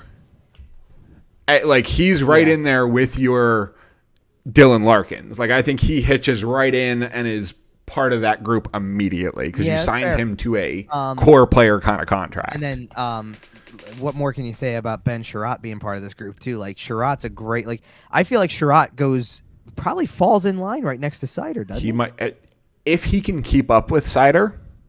Well, he plays with Seider. Do you even worry about if he can keep up, or do you just say hang back in case something happens? Play defense, bud. I worry about Seider just being so much better than him everywhere that I worry about it. I worry about him maybe trying to do too much. Possibly. I mean, but either way, very talented defenseman Ben Sherratt he'll slot in somewhere in their top four, and he's going to be a massive contributor. well, I'm trying to look at some of the others that are on the roster too, just to try to see if there's anybody else who would jump in there. Yeah. Because I think like Sherratt seems like the most natural guy to go in there. Because he would play the left side to Seider's right. Okay. In that sense, I think that you're looking at probably a Mata Hronik second pairing there. Okay. Potentially, and then I mean, you still have a bunch of bottom guys. Like I put Mark Pysyk on there, and I don't even know if he's in the top 6. That's fair. You also have to look at Ali Levy. He's going to be up there too. Yeah, eventually, whenever it happens, right? Maybe this year. Yeah, I get. They're another one. His time's coming. Stockpiled, right? Yep. Stockpiled the draft picks and all that type of stuff because they tore it all the way down too. Well, because it's not like it's an offense that's nothing more than Seider's really good on the back end. They've got Lucas Raymond, and that's the end of story, right? Like, they like I mentioned Larkin already. They've got Tyler Bertuzzi, who puts up a lot of points when he's able to play. Yeah. And I mean, and where he's able to play. That's what I mean. Yeah. I thought when they got Jacob Vrana, that was a little underrated when they got him. Like, I agree. Guy who can score. I think Kubalik falls right in line with that. You got Kopp now. You got Perron now. Like, this is the kind of, and I didn't even mention Philip Zadina. This is the kind of team that if everyone hits their groove and everyone kind of has a career year all at the same time, Detroit can be a problem. And I'm not talking about they squeak into the playoffs. I'm talking about a real problem in that division. Like if everyone gels the right way, if everyone kind of breaks out all at the same time, and by the way, it turns out Steve Yzerman's good at building rosters that can do that, they're going to be a real problem fast, quick, and in a hurry. Well, and you know what the thing is that it's like Steve Yzerman's doing it again, right? Like the Yzer plan is strong. I hear you exactly, but do you see what happens? And like, I love that you just said that. See what happens when you go in with a plan. Yep, a real plan, not I hope everything works out. He's the Yzer man with the Yzer plan.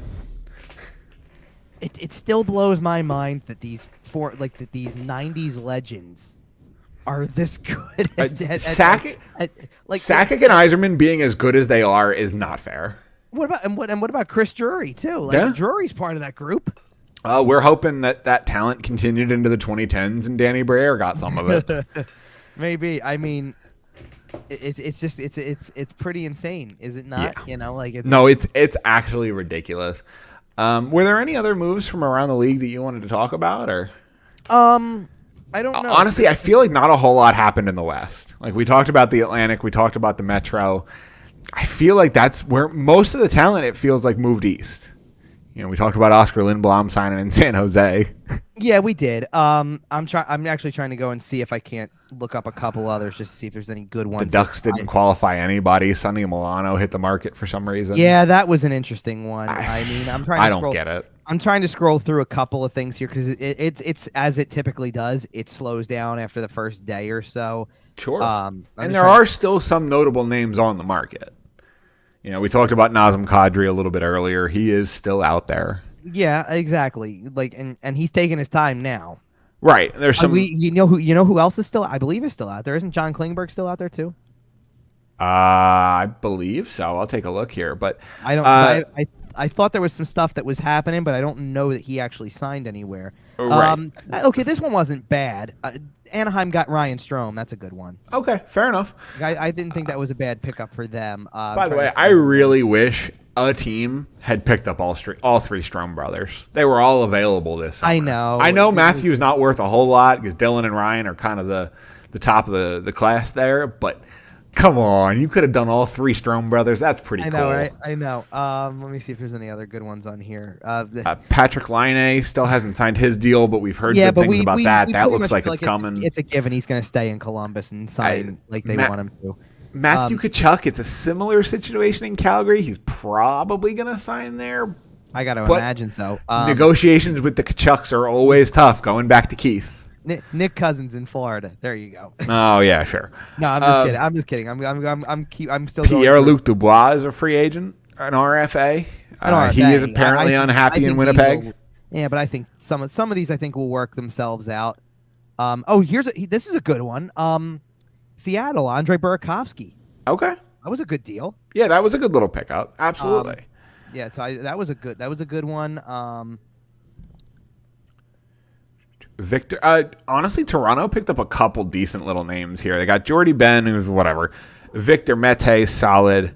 Tampa kind of replaced the Jan Ruda with Ian Cole. That's okay. To an extent. I mean that contract was signed way before Ruda went to Pittsburgh, I believe. Right. But trying to see if there was any other good ones. I did see. I do want to get into a couple of moves that were made by Chicago. Being a team that can't really do a whole lot. Oh, by the way, talking about teams that are slashing and burning and cutting it all down. By the way, Vetrano also went to Anaheim, so that's kind of an interesting. Yeah, that is interesting. Like now you got Vetrano and Strohm. Frank Vetrano's a decent little player too.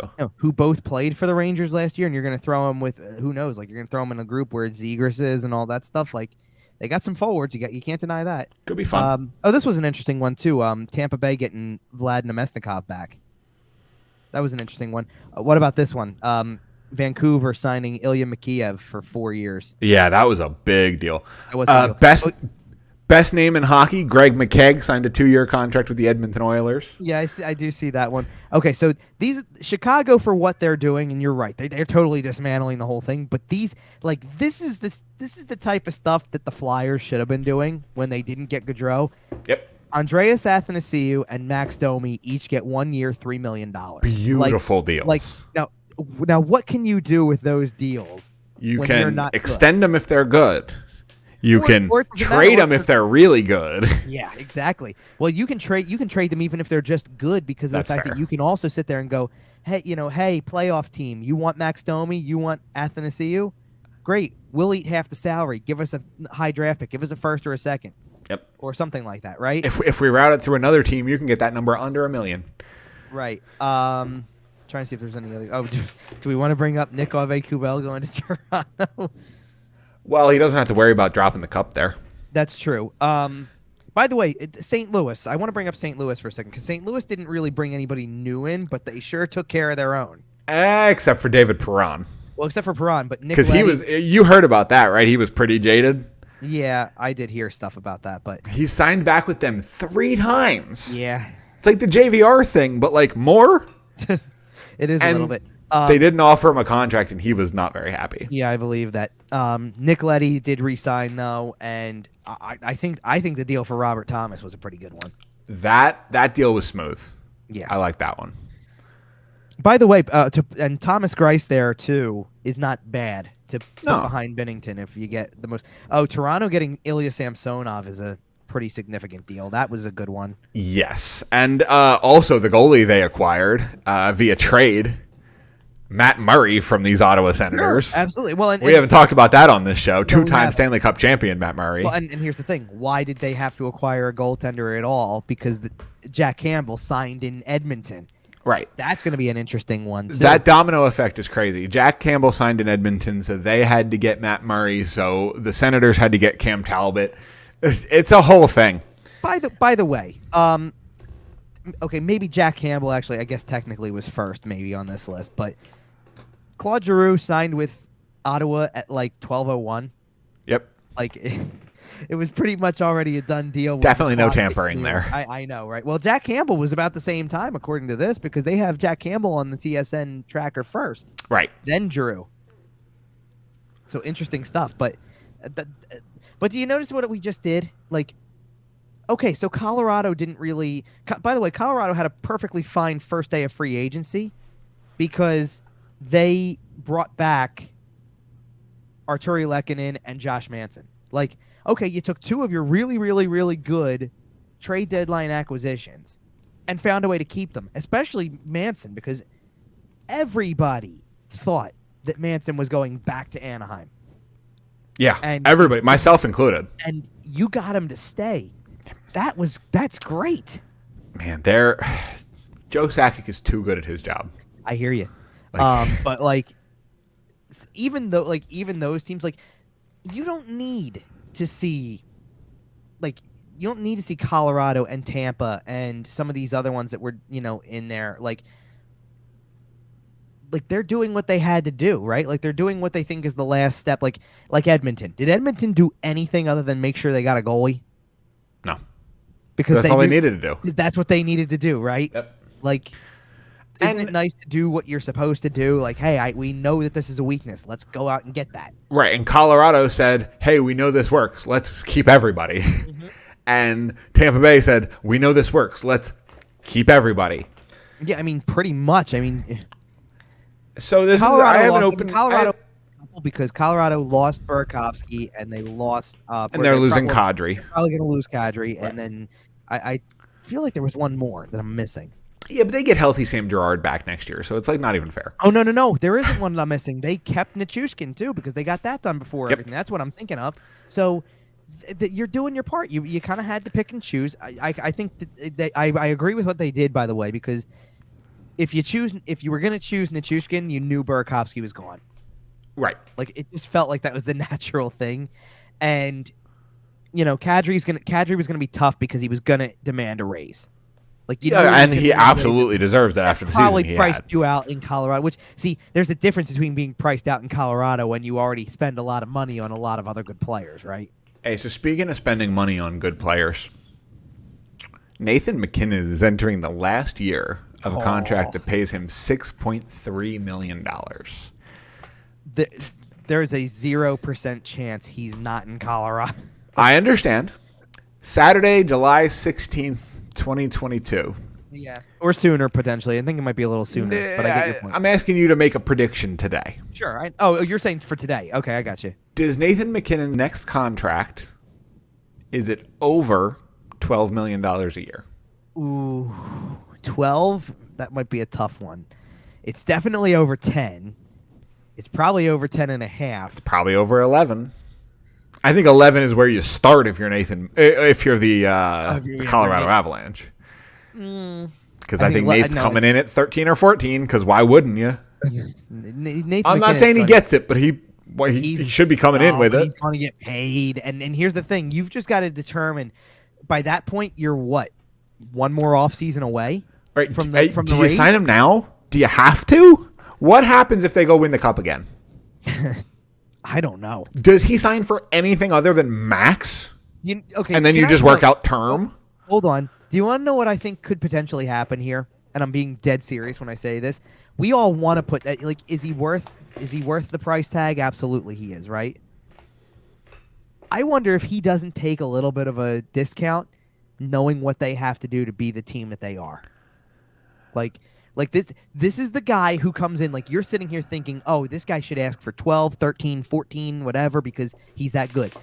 This is the guy who comes in at 10 and a half, 11, because he knows that that's what it needs to be for them to still be good.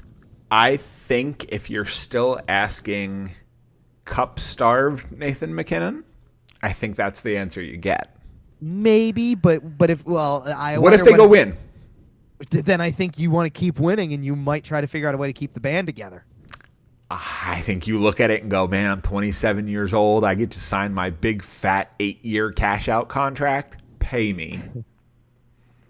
Yeah, I don't You know how players are. They know that there is a finite amount of sunlight. Sure, but we'll see. I mean, we'll see. It's that's a conversation for another time. I do think he's gonna make a lot of money. I just wonder where his head's at, because he does seem like that kind of guy. Right. I agree. Well, because you're okay, and I understand it was signed much longer ago, but hear me out here, okay? Why are the Pittsburgh Penguins running it back one more time, mostly with the same core group, right? Because they're paying Sid 8.7. That's a good place to start, don't you think? But they're he signed that contract. What? I'm trying to go back and look it up. It's still got 3 years left. 9, 10? No, it's got to be. I thought it was. It was one of those stupid billion-year illegal contracts. Yeah, that's right. They did away with these, so it was a 12-year deal at the time. Yep. Okay, that's what I'm saying. This contract is stupid. Now, but when he signed it, he was making more, relatively speaking, than Connor McDavid makes in comparison to the cap when he signed it. Well, because he signed it in 2011, 2012, I believe. Exactly. So, I get you. But, okay, so, by the way, with Pittsburgh, I want to bring something up that ties to the Flyers really quick, and this is where we can kind of get out of here on, because it's one more little jab before we get out of here, right? Yeah, we like that. Okay, so you just mentioned, what Sidney Crosby makes, so you just mentioned it. Okay. The stupid contract number thing. Yeah, I get it. Well, yeah, but that one actually makes a little bit of sense, because it's not sense. Well, sure, but if 6.5 made sense, he would have ended it in 6.587. Yeah, it's true. By the way, I think it's really funny that you stopped at 6.5 and stopped yourself short of 6.6, because nobody touches that number either. He should just sign for. Man, I really wish Miroslav Shatan had signed for 6.666. Come on. That's good. All right, so you just mentioned what Crosby makes, and we've already touched on two others because their contracts are recent. Malkin and Letang making 6.1 apiece. Okay. I just want to ask you a question, and I'll see if you know the answer, and I've counted this out, so it's not like I already know the answer. Okay. How many players on the Pittsburgh Penguins are making $5 million or more? Well, we got those three. Okay. I try not to think about the Penguins, so I don't actually know this answer. Oh, well, hold on a minute. And the answer, okay, caveat. Well, never mind. I'll ask. Okay. Just go ahead, and then I'll get into it. I'd be willing to bet that Jeff Carter's probably making more than 5. Jeff Carter is making $3.125 million. Yes. Okay. I'm willing to bet Brian Rust is making 5. Brian Rust is making 5.125. Probably Jake Gensel as well. Jake Gensel is making 6. I'm willing to bet that's probably the end of the list. Okay. Unless there's some cap dump I'm forgetting about here. All right, so here you go. So you said Crosby, Malkin, Gensel, Rust, Letang. and Letang. Yeah. Okay, so you have it at 5. Yeah. There are. Hold on a minute here. I want to make sure I get my math right here. There are 2 more forwards. Okay. And one more defenseman. Oh wow! So 8 members of that roster are making. Wow. Well, and I'll give you who they are so we can wrap up. Yeah. But, well, for one, Jason Zucker's making 5.5. I forgot. I always forget he's there. Okay. And in fairness, one of the forwards is recent. Ricard Raquel is now making $5 million. I totally forgot Ricard Raquel signed there. Holy crow. Okay. That's a great signing. Holy crap. And again, caveat on the other defenseman because they just got him. Jeff Petrie makes 6.25. I'm not even counting that one because I hadn't seen that contract. No, but now it's still the case nonetheless. Okay. Yeah. So all right. How many players on the Flyers make more than $5 million? Sean Couturier, Kevin Hayes, Travis Konechny, Ivan Provorov, James Van Riemsdyk.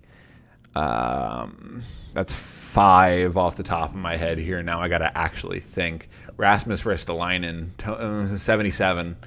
Ryan Ellis. Sanheim's under 5, isn't he? 4.6 or something like that. Mm-hmm. I'm trying to think if there's any other forwards. I feel like I'm missing somebody. Let me do this again. Let me recap for a minute. Yeah. You said Provorov. You said Risto. You said D'Angelo. Ellis. And you said Ellis. Okay. Yeah. All right. And then you said Couturier. I know you got Couturier. I got Hayes. Hayes, Van I got Riemsdyk, JVR. and Konechny, you said, Konechny. right? Yeah. Okay. Are there any others that come to mind? Somehow, I still think Michael Raffles making $5 million somewhere, but I know he's not. It just feels like it. Okay, so do you want to know the funny part? First of all, by the way, do you know how many that is so far that you've? That is 8, I believe, the same number. Sure. Okay. Yeah. That's not all of them, obviously. Right. Because my point of doing this is that there's more. Right. The funny part is that you've meant like. I'm going to run down the list again that you gave because I want you to figure out what all of them have in common. Oh, God. To an extent, okay? How many of these deals did Chuck Fletcher sign? No, that's not what it is, but ready? Because it's a lot of them. Hayes, Van Riemsdyk, Konechny. Oh, I missed Cam Atkinson. Okay, so throw that in there. Sorry. Okay. You got Cam Atkinson on it, but I'm going with the 8 sorry. No, but I'm going with the 8 first. Hayes, Van Riemsdyk, Konechny. Provorov, Ristolainen, D'Angelo, Ellis, and you said Couturier. So Couturier, maybe I don't think you feel this way, but what are the other 7? Failing to live up to expectations? Is that what you're talking about? No, but guys that you're not like sitting here going, oh yeah, he's like you had there's like you might be able to say they're good, but there's a but. I think what you're asking is, would you rather pay Sidney Crosby, Jake Gensel, and Chris Letang, or... Well, no, what I'm saying is that, like, for example, okay, so you just brought up Cam Atkinson. We already said earlier in the show, good player, likable guy. You know, by the way, we never said the thing about the Columbus thing. Oh, yeah. That he took a picture with Johnny Gaudreau because both of them wore 13. Yeah, there was a little passing of the torch moment. It's pretty funny, yeah. I like to say it. I know that you called it a little bit of a shot, and I get that it is. It's a little bit of a jab. But I don't think Cam Atkinson is capable of a jab. So I can only take it as a nice, wholesome gesture. It's not a secret that they're friends. Right. I get it. But here's the thing.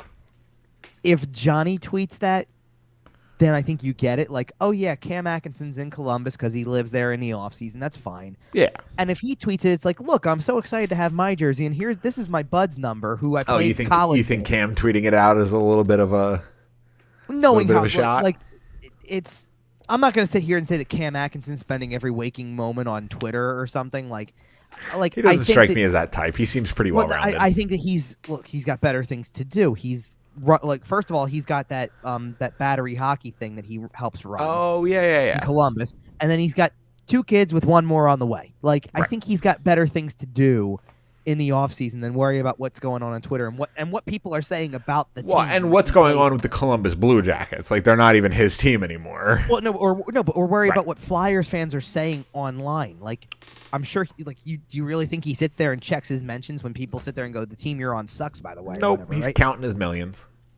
Yeah, but he's the 3rd highest paid forward, but he's probably because he's behind Couturier and Ellis too. He's probably the 5th highest player on the roster. Okay, like it's fair not enough. that bad. By the way, there's one more that you forgot to mention who you really like, by the way. Oh, is Joe making that money? That's the new contract. I forgot that contract was kicking in. I mean, it is $5 million on the button, but it is $5 million. Right. So there you go. But that's what I'm saying. Like, when you sign big tickets with big term, you get stuck. Yeah. And you can end up with big tickets and big term, and you could end up with Rasmus Ristolainen on your team for 5 more years. You could end up with that, and it's Crosby and Malkin and Letang and Gensel and guys you want to build around because you know they're good and they've won for you. And you couldn't trade a 1st-round pick to get rid of one of the bad contracts you already have. Right, potentially.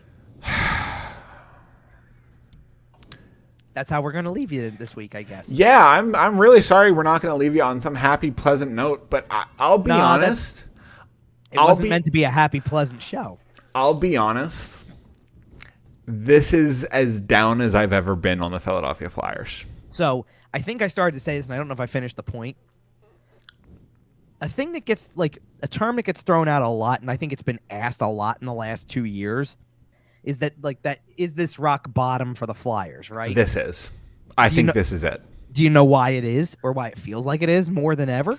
Because you can't do it. You're stuck. You have no flexibility. You have no this. You have no that. Your contracts are locked in. You're not okay. There's nothing. You're not wrong. And Chuck's still the guy in charge.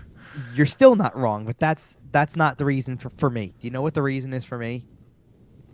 This is about as united as I've seen the fan base in the last 2 years. Yeah. Like we've sat here and argued, is 9-0 rock bottom? Yep. And in theory, it's not, because that team was going to play another game. Right. There's always something more to come. In this particular moment, in this offseason, and I said this on the air on 97.3 the day after in reflection, right?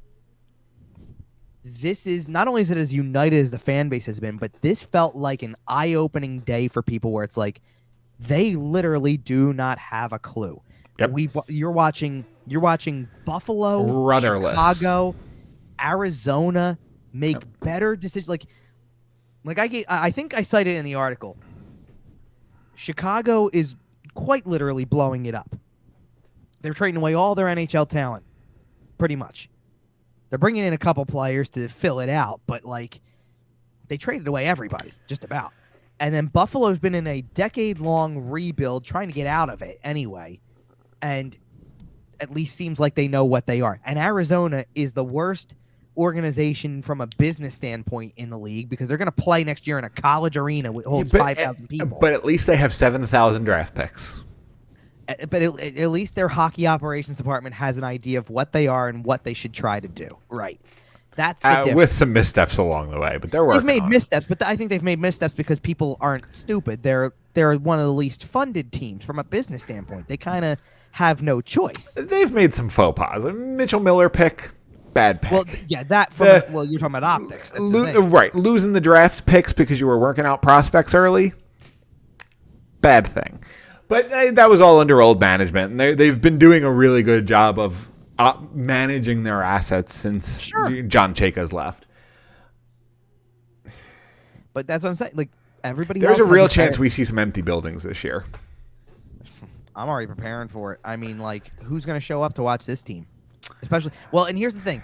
That's not true, because opening night will still be the same way, and all this, because you know what? More than anything, what people are going to want to see and what people will buy into early is, what is Tortorella doing to the team? How does that impact what's going to happen? And we'll see where it goes from there. I don't think it's going to last very long. I don't think it's going to change much. And I think that once it gets down to it, because I can't picture them winning a lot because of the fact that they don't have a lot, but look at what everybody else did. All these other teams that they're going to play 3 or 4 times a year are better. And it's not even close. I don't see a road to the Flyers of getting 75 points this year. I just don't see it. What did they have last year? 60? It's something like that. Do they make it there? I mean, no. That's where I'm at right now. Yeah, that's not the benchmark for me. Like I mentioned earlier, I really do wish we could leave you on a happy note here. We got 2 weeks till our next show. It will not be all about Flyers. Guess what? It shouldn't be, because there shouldn't be any news. We're getting into summer shows, and that's going to be full blown. We'll talk about whatever. We'll talk about the Nazem for an Kadri. hour. No more 2-hour shows. No, we'll talk about the Nazem Kadri signing. We'll talk about anything going on. You can find all that stuff in the meantime at Kevin_Durso. Follow him over there. He's doing a great job. Follow us at YWT Podcast. You can find the show anywhere you find podcasts: Facebook, Instagram, Podbean, iTunes, Google Podcasts, Spotify. It's scrolling at the bottom of the screen if you're watching on YouTube. You can find us on sportstalkphilly.com. Make sure to follow them at SportsTalkPHL, at Flyerdelphia. We'll get through this together, kids. It might take some time. We might be rock bottom here, but can't get worse, right? And we're here because we got a job to do. You know, we're here to ride it out with you because we got a job to do. Like, let's this way. Do you think I care? I'm gonna end up at as many home games as I get my hands on next year for the same reason I did last year and the year before that, right? Absolutely. Because that's what my job is. So, and you know what? We're right here with you. Our job is to be back in 2 weeks to talk about it. So until then, we'll see you.